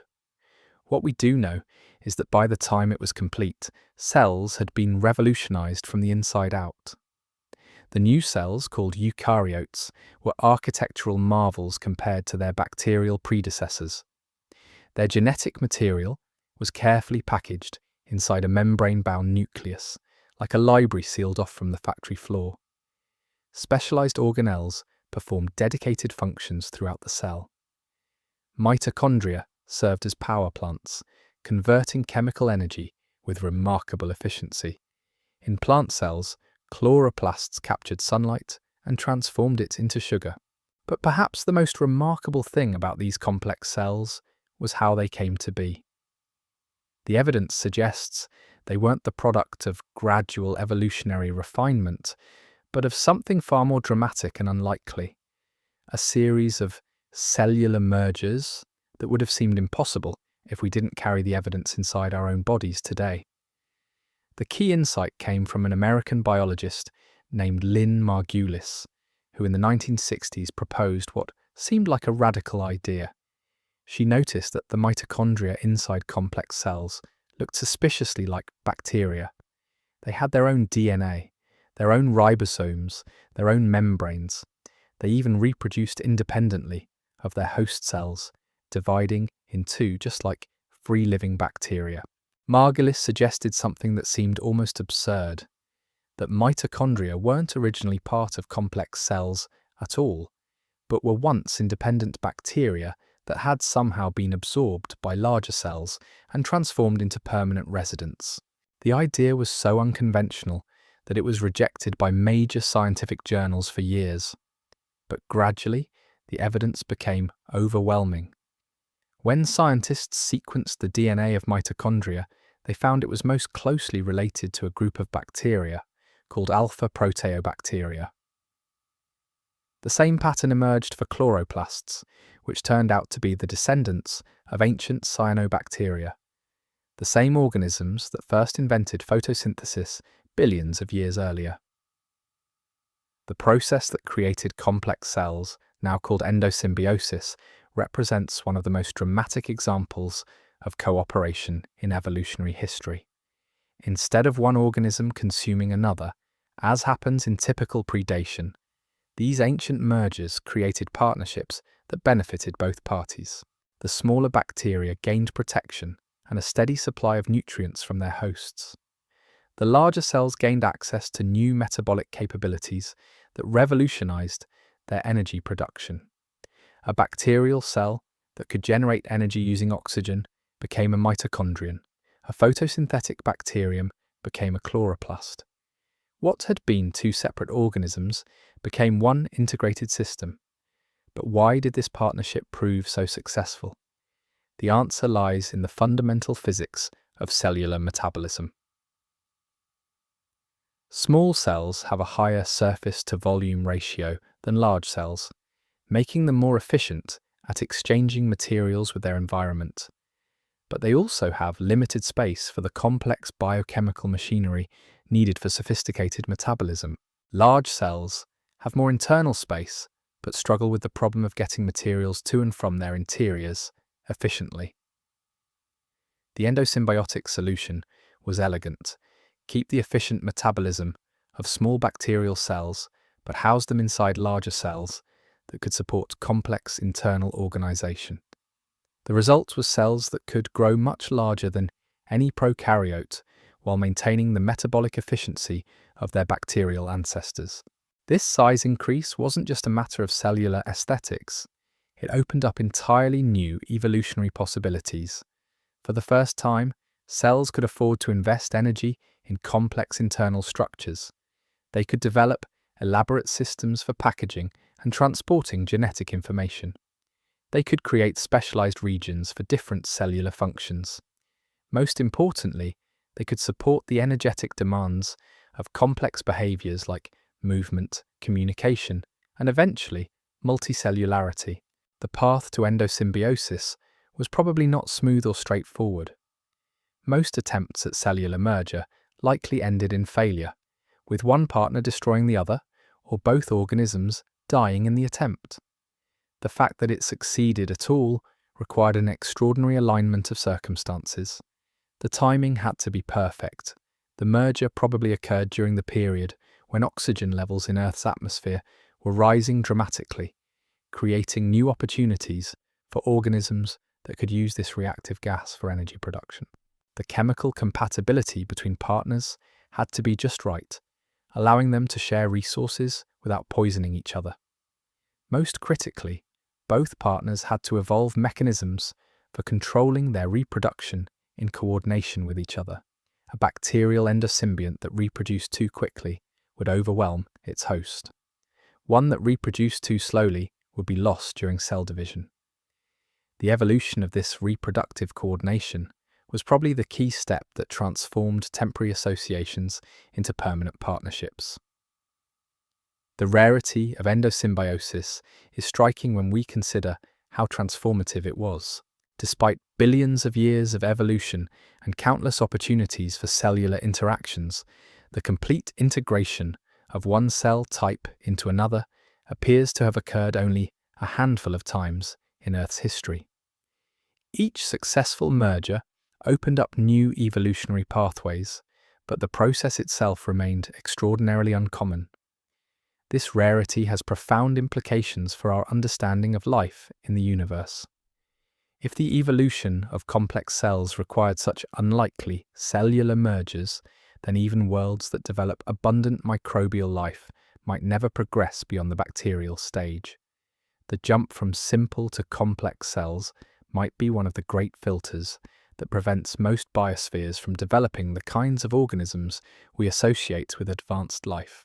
Yet once complex cells did evolve, they unleashed a cascade of innovations that transformed Earth's biosphere. The increased energy efficiency provided by mitochondria supported the evolution of active, mobile organisms that could pursue prey, flee predators, and explore new environments.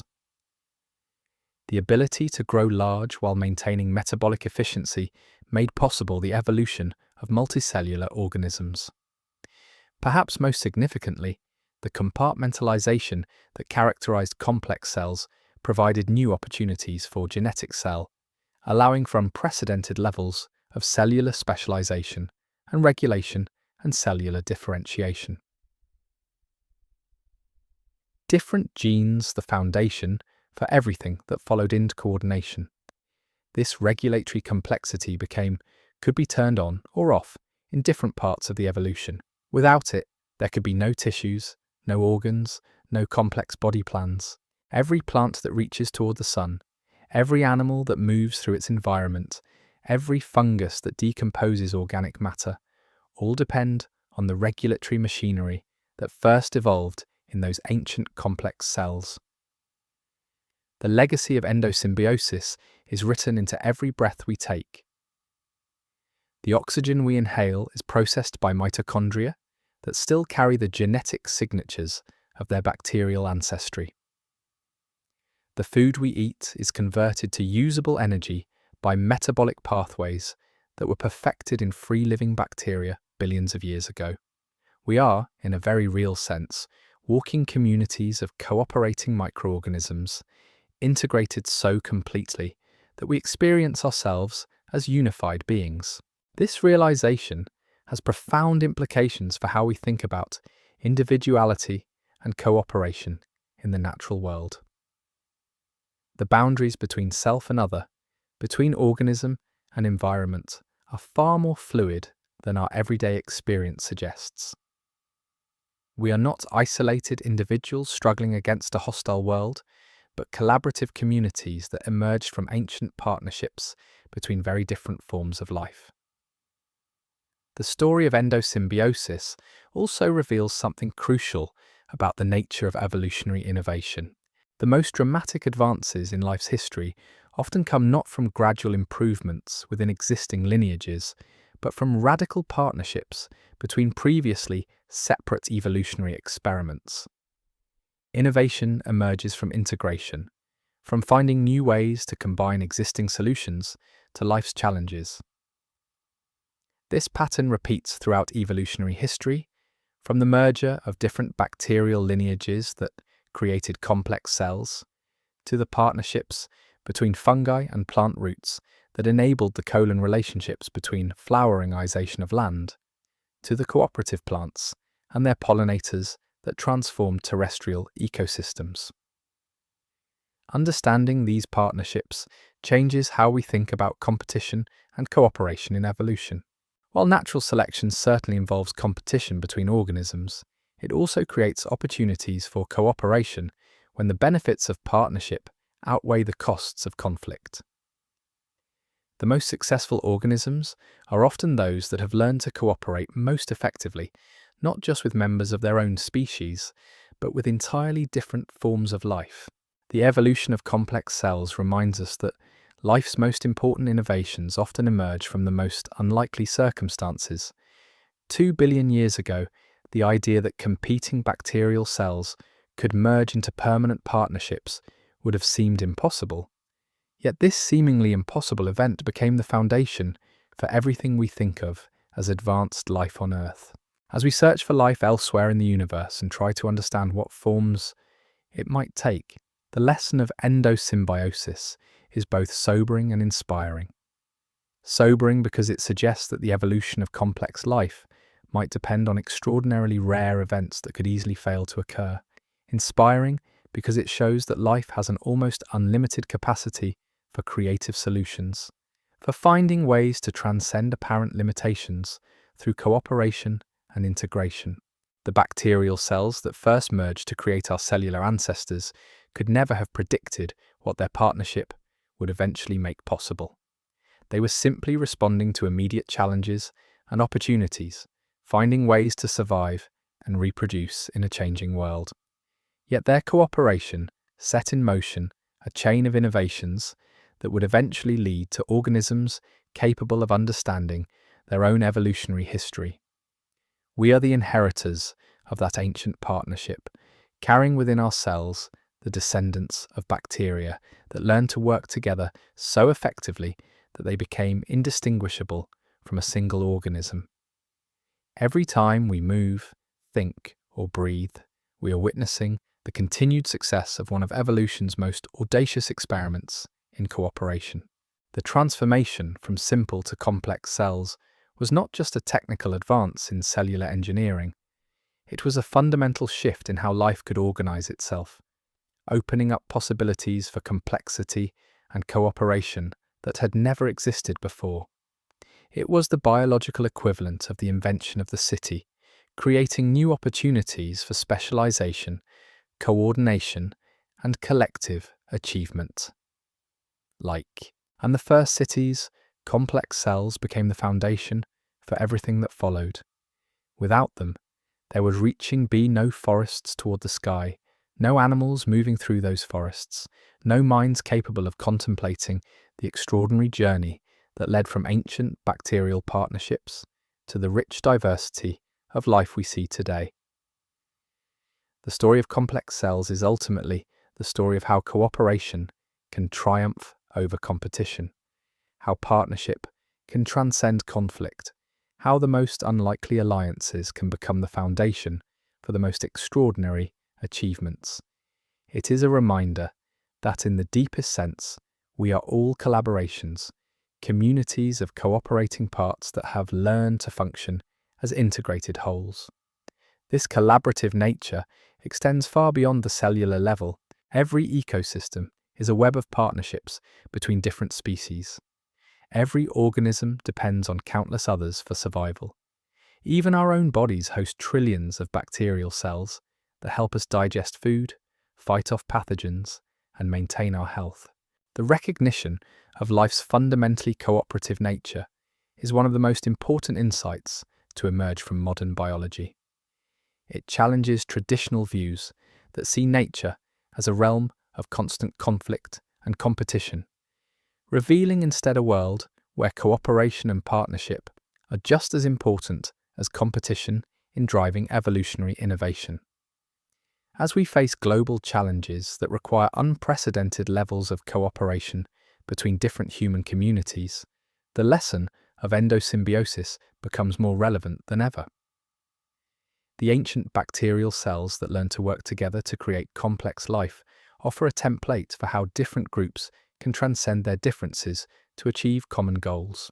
The evolution of complex cells shows us that the most transformative innovations often come from bringing together different perspectives, different capabilities, different ways of solving problems. Just as bacterial cells with different metabolic abilities created revolutionary new possibilities when they learned to cooperate, human communities with different cultures, technologies, and approaches to challenges might create solutions that no single group could achieve alone. The story continues to unfold in laboratories around the world, where scientists are learning to create artificial partnerships between different types of cells, engineering new forms of cooperation that might lead to breakthroughs in medicine, energy production, and environmental restoration. We are beginning to consciously direct the same processes of integration and cooperation that shaped our own evolutionary history. But even as we develop new technologies based on biological partnerships, we remain dependent on the ancient collaborations that created us. The mitochondria in our cells continue to perform the same essential functions they have for billions of years, converting the food we eat and the oxygen we breathe into the energy that powers our thoughts, movements, and dreams. Every heartbeat is powered by these ancient bacterial partners. Every thought depends on their metabolic output. Every breath we take is processed by cellular machinery that still bears the genetic signature of its bacterial origins. We are living monuments to the power of cooperation, walking testimonies to what becomes possible when different forms of life learn to work together toward common goals. The transformation of simple cells into complex ones was not the end of evolution's experiments with partnership and integration. It was just the beginning.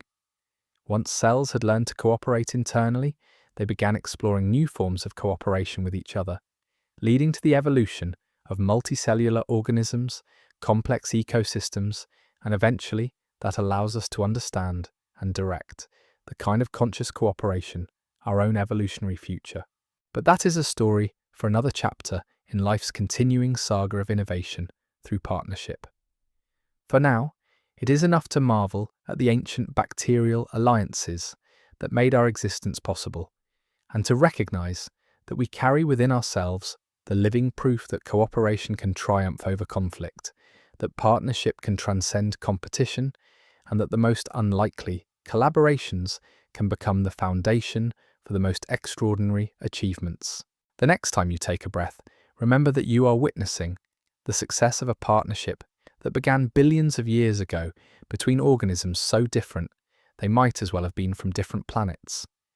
Yet they found a way to work together so effectively that their descendants, including us, have inherited not just their biological capabilities, but their legacy of cooperation and integration. We are the children of that ancient partnership, inheritors of both its biological innovations and its deeper lesson, that life's greatest achievements come not from going it alone, but from learning to work together in ways that transcend the limitations of any individual participant. The evolution of complex cells was life's first great experiment in conscious cooperation, and its success made possible everything that followed, including our own ability to understand and continue the cooperative project that created us.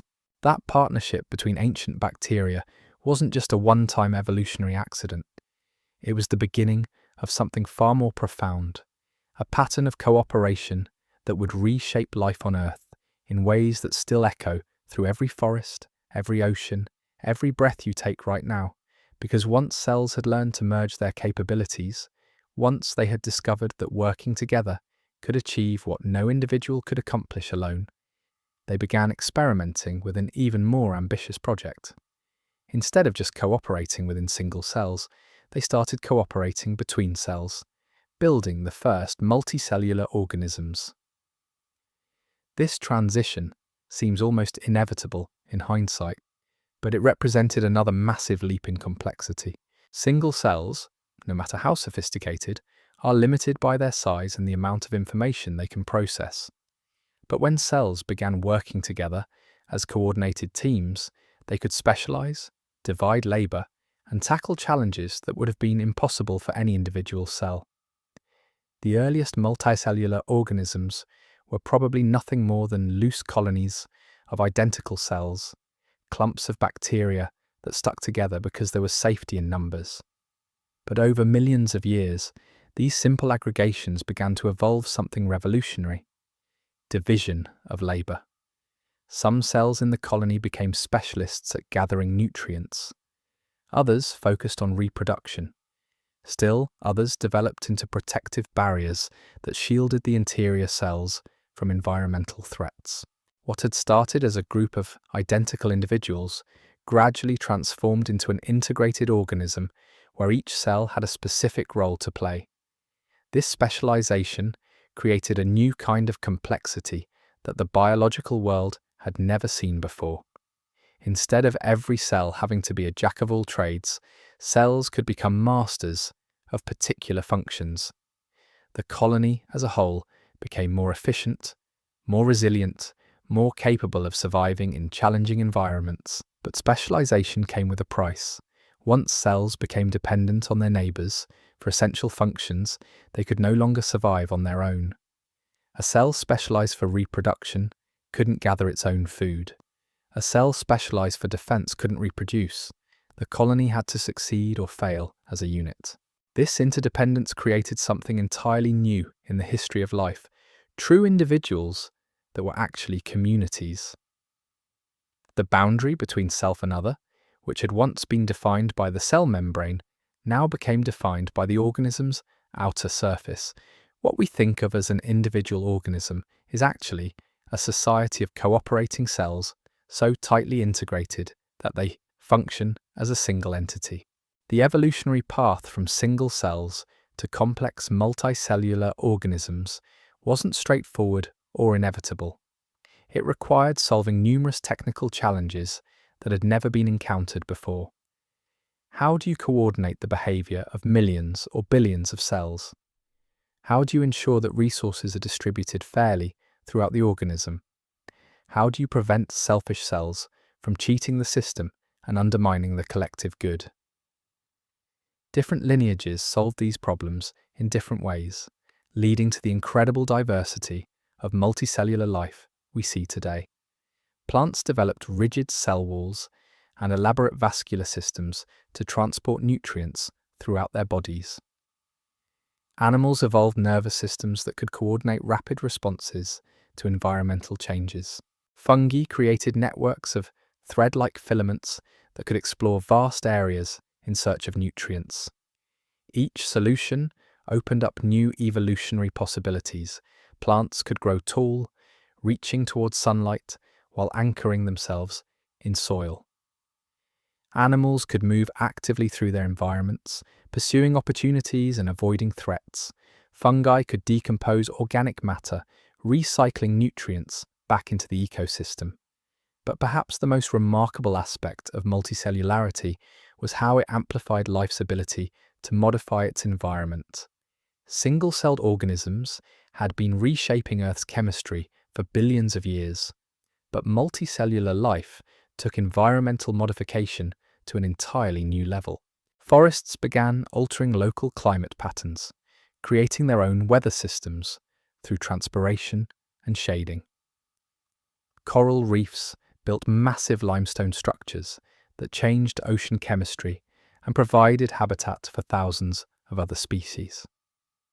Even humble earthworms began transforming soil structure, making nutrients more available to plants and fundamentally altering terrestrial ecosystems.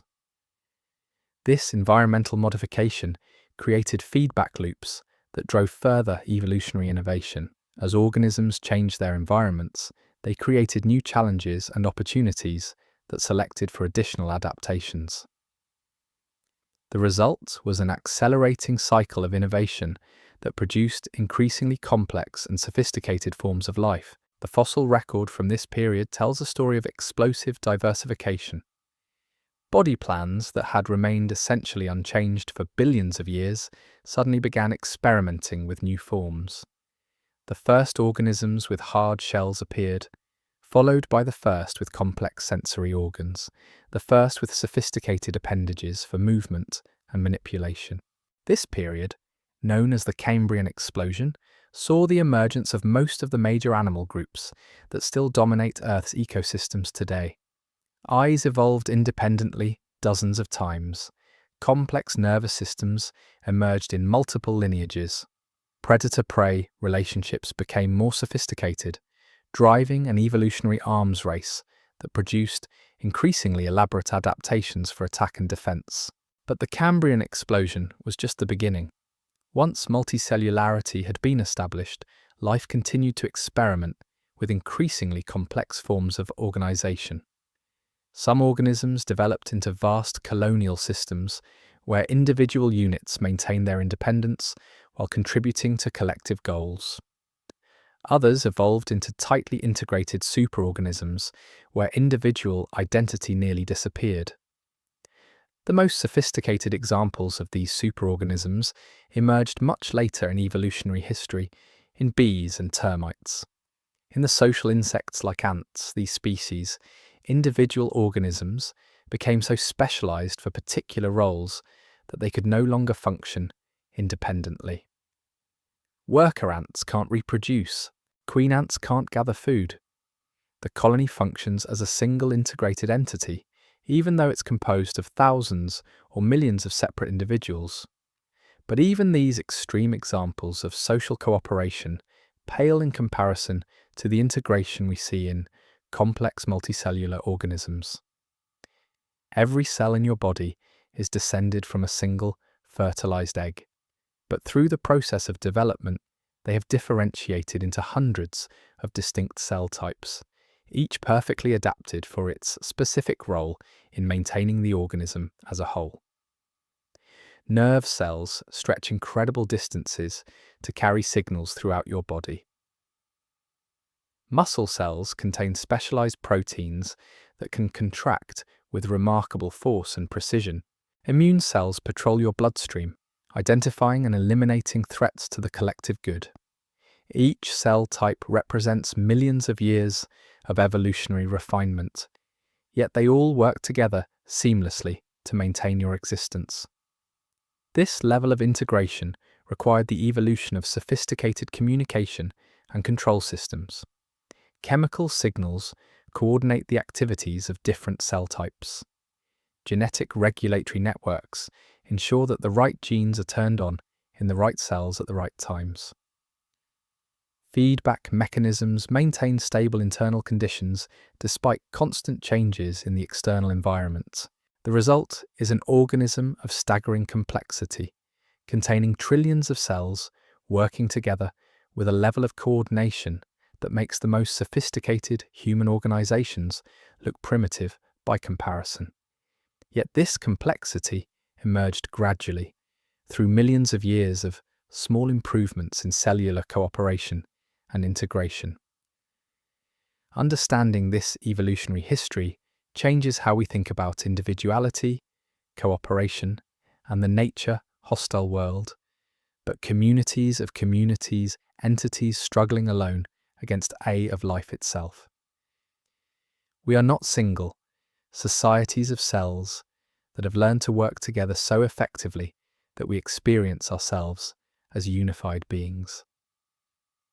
This perspective has profound implications for how we understand human society and cooperation. Just as cells learn to specialize and work together for mutual benefit, human communities have developed systems of division of labor, communication, and collective decision-making that allows between biological and social evolution are striking. Both involve groups to achieve goals no individual could accomplish alone.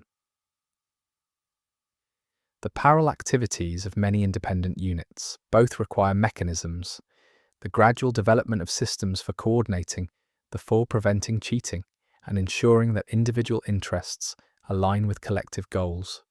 Both produce emergent properties that arise from the interactions between components, rather than from any single component alone. But human social evolution has added something new to this ancient pattern: consciousness and intentional design. While biological evolution proceeds through blind selection for what works, human societies can consciously choose their organizational structures and actively work to improve their coordination and cooperation. This capacity for conscious cooperation represents the latest chapter in life's long experiment with increasingly sophisticated forms of organization. From the first bacterial partnerships that created complex cells, to the first multicellular organisms that emerged from single-celled ancestors, to the first human societies that learned to coordinate the activities of thousands or millions of individuals, each step has built upon the innovations that came before.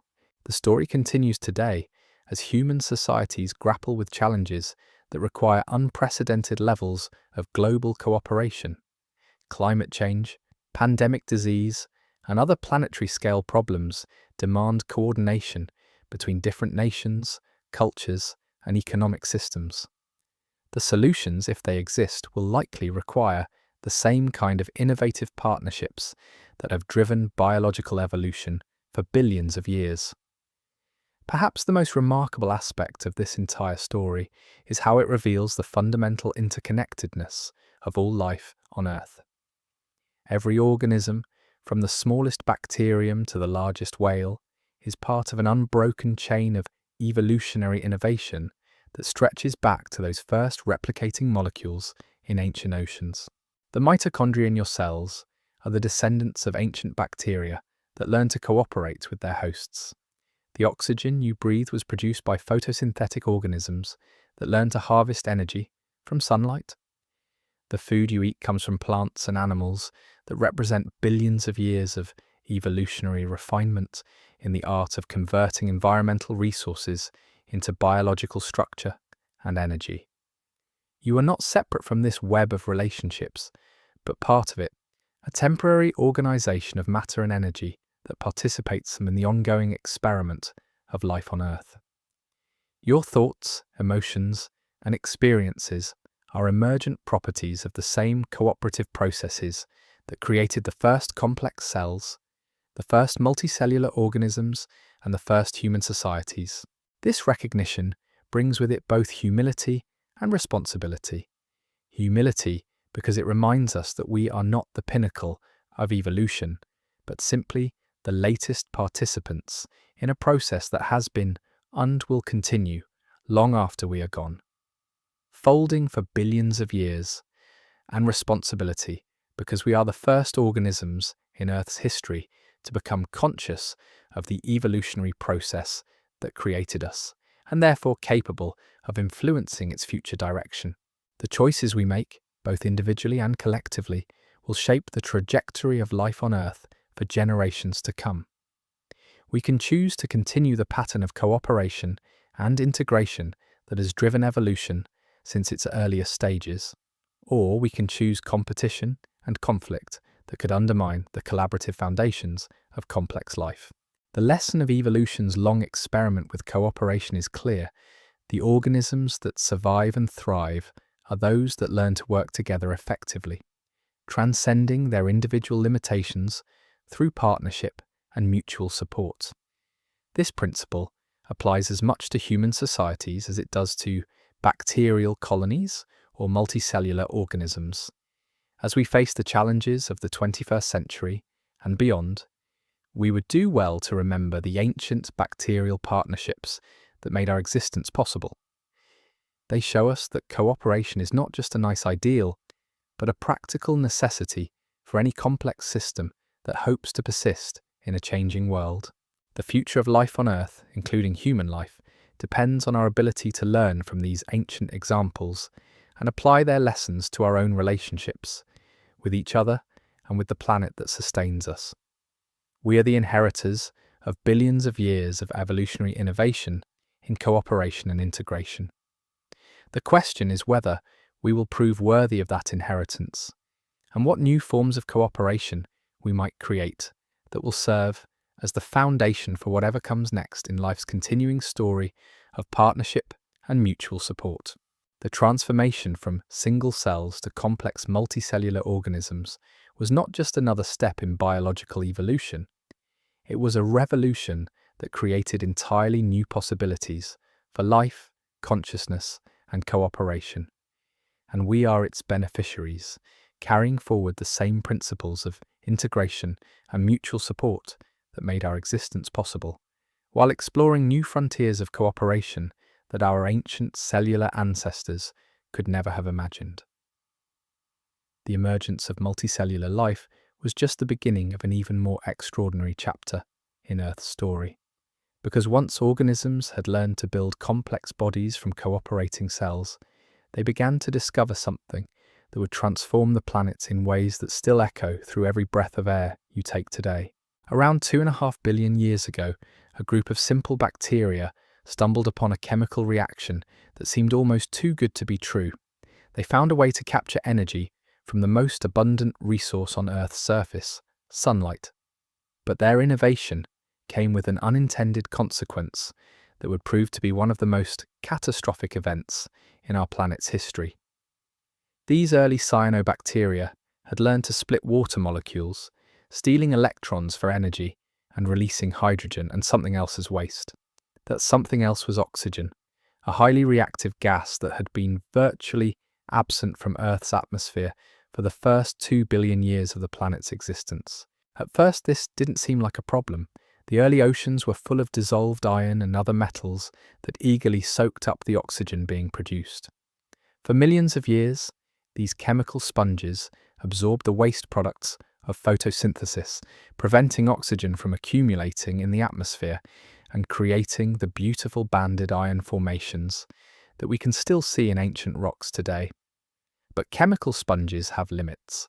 As more and more cyanobacteria evolved the ability to photosynthesize, they began producing oxygen faster than the oceans could absorb it. Gradually, inexorably, oxygen began to build up in the atmosphere, reaching levels that would have seemed toxic to most life forms that had evolved during Earth's first 2 billion years. And toxic it was. For organisms that had evolved in an oxygen-free world, this reactive gas was a deadly poison. It tore apart cellular membranes, disrupted essential chemical reactions, and generated destructive compounds that could shred the molecular machinery of life. What we now think of as the breath of life was, for Earth's earliest inhabitants, a suffocating death sentence. The result was what scientists now call the Great Oxygenation Event, though that name makes it sound far more benign than it actually was. This was likely the first mass extinction in Earth's history, a planetary-scale disaster that wiped out countless species that had thrived for billions of years in the oxygen-free world of early Earth. Entire ecosystems vanished as oxygen levels rose. Organisms that had dominated the planet for eons were driven to extinction or forced to retreat to the few remaining oxygen-free environments, like deep ocean sediments or the guts of other organisms, where many of their descendants still live today as anaerobic bacteria. But catastrophe has a way of creating opportunity, and the rise of oxygen opened up possibilities that had never existed before. Some organisms managed to evolve defenses against oxygen's toxic effects. Others went further, learning to harness this reactive gas as a powerful tool for extracting energy from food molecules. Aerobic respiration, the process that now powers nearly every complex organism on Earth, yields far more energy than the chemical reactions that had sustained life during the oxygen-free eon. A cell using oxygen to burn glucose can extract nearly 20 times more energy than one relying on the fermentation processes that dominated early life. This energy revolution had consequences that rippled through every aspect of biology. With access to much more efficient metabolism, organisms could afford to build larger, more complex bodies. They could power active lifestyles that would have been impossible on the limited energy budgets of their anaerobic ancestors. They could invest in sophisticated sensory systems, complex behaviors, and eventually the energy-hungry neural networks that make consciousness possible. But the transformation wasn't immediate. It took hundreds of millions of years for life to fully adapt to the oxygen-rich world that photosynthesis had created. During this transition period, Earth experienced some of its most extreme climate swings, including global ice ages that may have frozen the entire planet's surface in what scientists call snowball Earth episodes. These climatic upheavals were partly driven by the oxygen itself. The early atmosphere had been rich in methane, a powerful greenhouse gas produced by ancient microbes. But oxygen reacts readily with methane, breaking it down into carbon dioxide and water. As oxygen levels rose, methane levels plummeted, weakening the greenhouse effect and allowing Earth to cool dramatically. The planet that emerged from these climatic convulsions was fundamentally different from the one that had existed before. Not only was the atmosphere now oxygen-rich, but the chemistry of the oceans had been transformed. New types of minerals became stable for the first time. The cycling of elements like carbon, nitrogen, and sulfur was completely reorganized. Most importantly, from our perspective, this new oxygen-rich world set the stage for the evolution of complex life. The energy abundance provided by aerobic respiration made possible the evolution of larger cells, which in turn enabled the development of the complex internal structures we discussed earlier. The mitochondria that power every cell in your body are themselves the descendants of bacteria that learn to use oxygen for energy during this transition period. The story of the Great Oxygenation Event reveals something profound about the relationship between life and environment. We often think of organisms as simply adapting to their surroundings, but the history of life shows that organisms also fundamentally reshape the worlds they inhabit. The cyanobacteria that invented oxygenic photosynthesis didn't just respond to their environment, they created an entirely new one. This pattern of life, transforming its environment, then adapting to the changes it has created, appears repeatedly throughout Earth's history. It's a reminder that evolution is not just about individual organisms competing for resources, but about entire ecosystems engaged in an ongoing process of mutual transformation. The rise of oxygen also demonstrates how the waste products of one group of organisms can become essential resources for others. What was toxic to early anaerobic life became the foundation for the energy-rich metabolism that sustains most modern organisms. This principle of turning waste into wealth has become one of evolution's most powerful strategies for creating new opportunities from apparent problems. Understanding this history changes how we think about our own impact on Earth's environment. The changes we're making to the atmosphere, oceans, and climate may seem unprecedented, but they're actually part of a pattern that stretches back billions of years. Life has always been in the business of planetary transformation. The difference is that we're the first organisms in Earth's history to become conscious of this process and potentially capable of directing it. Previous environmental transformations, like the rise of oxygen, happened blindly through the accumulated effects of countless individual organisms simply trying to survive and reproduce. We have the unique opportunity and responsibility to think about the planetary consequences of our actions. The cyanobacteria that triggered the Great Oxygenation Event had no idea they were poisoning most of the planet's life forms. They were just following their cellular programming, converting sunlight and carbon dioxide into energy and oxygen. But their collective impact reshaped Earth's entire biosphere, creating conditions that made our existence possible while driving countless other species to extinction. Today, human activities are triggering changes in Earth's atmosphere and climate that rival those ancient transformations in their speed and scope. Like the cyanobacteria before us, we're producing waste products that are accumulating in the environment and altering the conditions under which all life on Earth must survive. But unlike those ancient microbes, we have the capacity to understand what we're doing and to make conscious choices about the kind of planet we want to create. We can learn from the history of how life has responded to environmental change in the past, and we can use that knowledge to guide our decisions about the future. The Great Oxygenation Event also reminds us that environmental change, even catastrophic change, can ultimately lead to new possibilities and greater complexity. The oxygen crisis that devastated early life ultimately enabled the evolution of larger, more active, more intelligent organisms. Without that ancient catastrophe, there would be no forests, no animals, no humans contemplating their own evolutionary history. This doesn't mean that all environmental change is beneficial, or that we should be complacent about the changes we're causing today. Many of the species that went extinct during the Great Oxygenation Event were lost forever, and their extinction represented the end of billions of years of evolutionary innovation.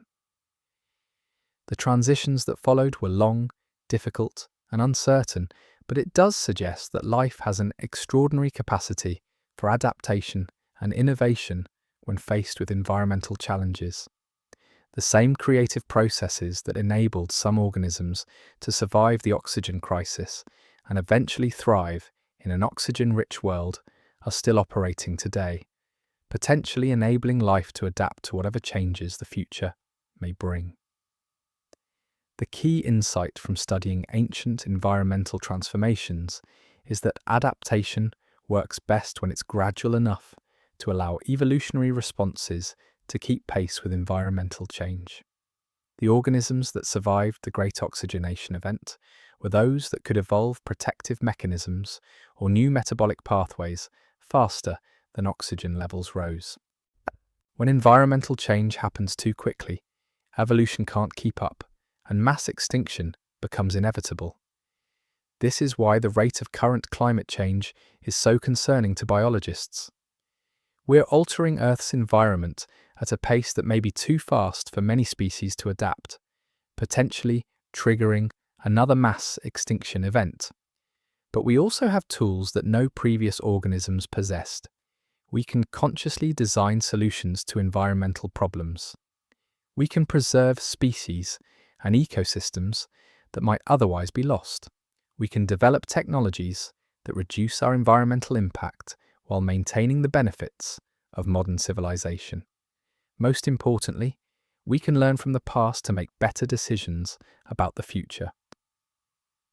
The history of how life has responded to environmental change provides a vast library of case studies in adaptation, innovation, and survival. By understanding these patterns, we can better predict how ecosystems might respond to current changes and design interventions that promote resilience and recovery. The story of the Great Oxygenation Event is ultimately a story about the power of small organisms to create big changes. Individual cyanobacteria were microscopic and seemingly insignificant, but their collective impact transformed an entire planet. Today, individual humans may seem small in the context of global environmental systems, but our collective actions are reshaping Earth's atmosphere, oceans, and climate with effects that will persist for thousands of years. This realization carries both responsibility and hope. Responsibility because it means our individual choices matter more than we might think. Hope because it shows that even small actions, when multiplied across millions or billions of people, can create transformative change. The cyanobacteria that oxygenated Earth's atmosphere didn't set out to enable the evolution of complex life. They were just trying to survive and reproduce using the resources available to them. But their innovation had consequences that rippled through the entire history of life on Earth, ultimately making possible the evolution of organisms capable of understanding their own origins. In the same way, the choices we make today about energy, consumption, conservation, and cooperation will have consequences that extend far beyond our individual lives. We may not be able to predict exactly what those consequences will be, but we can be confident that they will matter, just as the innovations of those ancient photosynthetic bacteria continue to matter today. Every breath you take is powered by the oxygen those cyanobacteria produced. Every thought you think depends on the aerobic metabolism they made possible. Every moment of consciousness you experience is built on foundations that were laid during that ancient environmental transformation. We are the inheritors of the oxygen revolution, but we are also its continuation. The same processes of innovation, adaptation, and environmental transformation that enabled life to survive and thrive in an oxygen-rich world continue to operate today.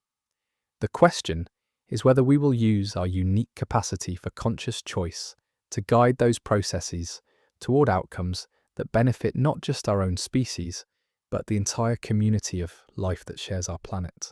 The Great Oxygenation Event shows us that environmental catastrophe and evolutionary opportunity often go hand in hand.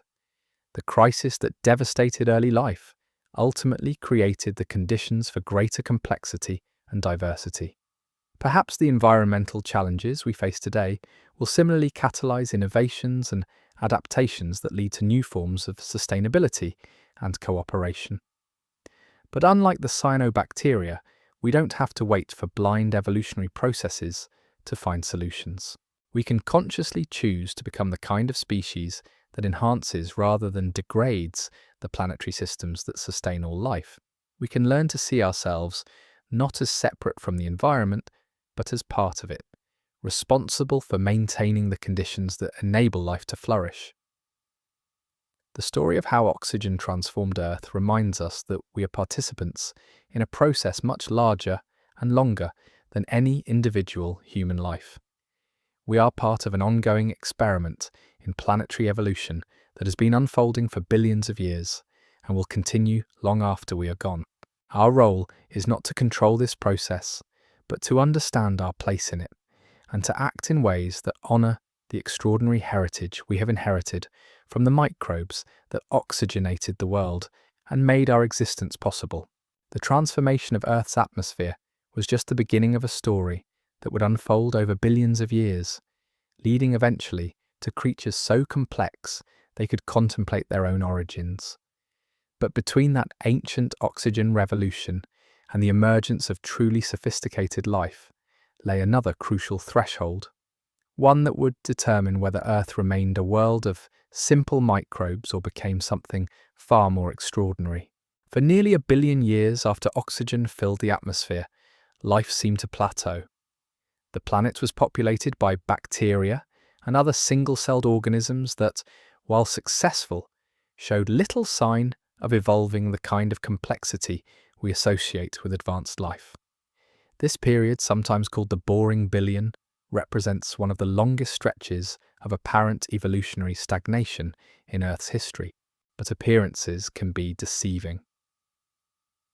While the fossil record from this time appears relatively static, something profound was happening at the molecular level. The cells themselves were becoming more sophisticated, developing the internal architecture that would eventually make possible the explosion of complex life we see in the fossil record around 600 million years ago. The key innovation was the evolution of what biologists call eukaryotic cells, organisms with complex internal structures, including a membrane-bound nucleus that houses their genetic material. These cells were architectural marvels compared to their bacterial predecessors, with specialized compartments for different functions and elaborate systems for managing information and energy. But perhaps the most remarkable thing about these complex cells was how they came to exist.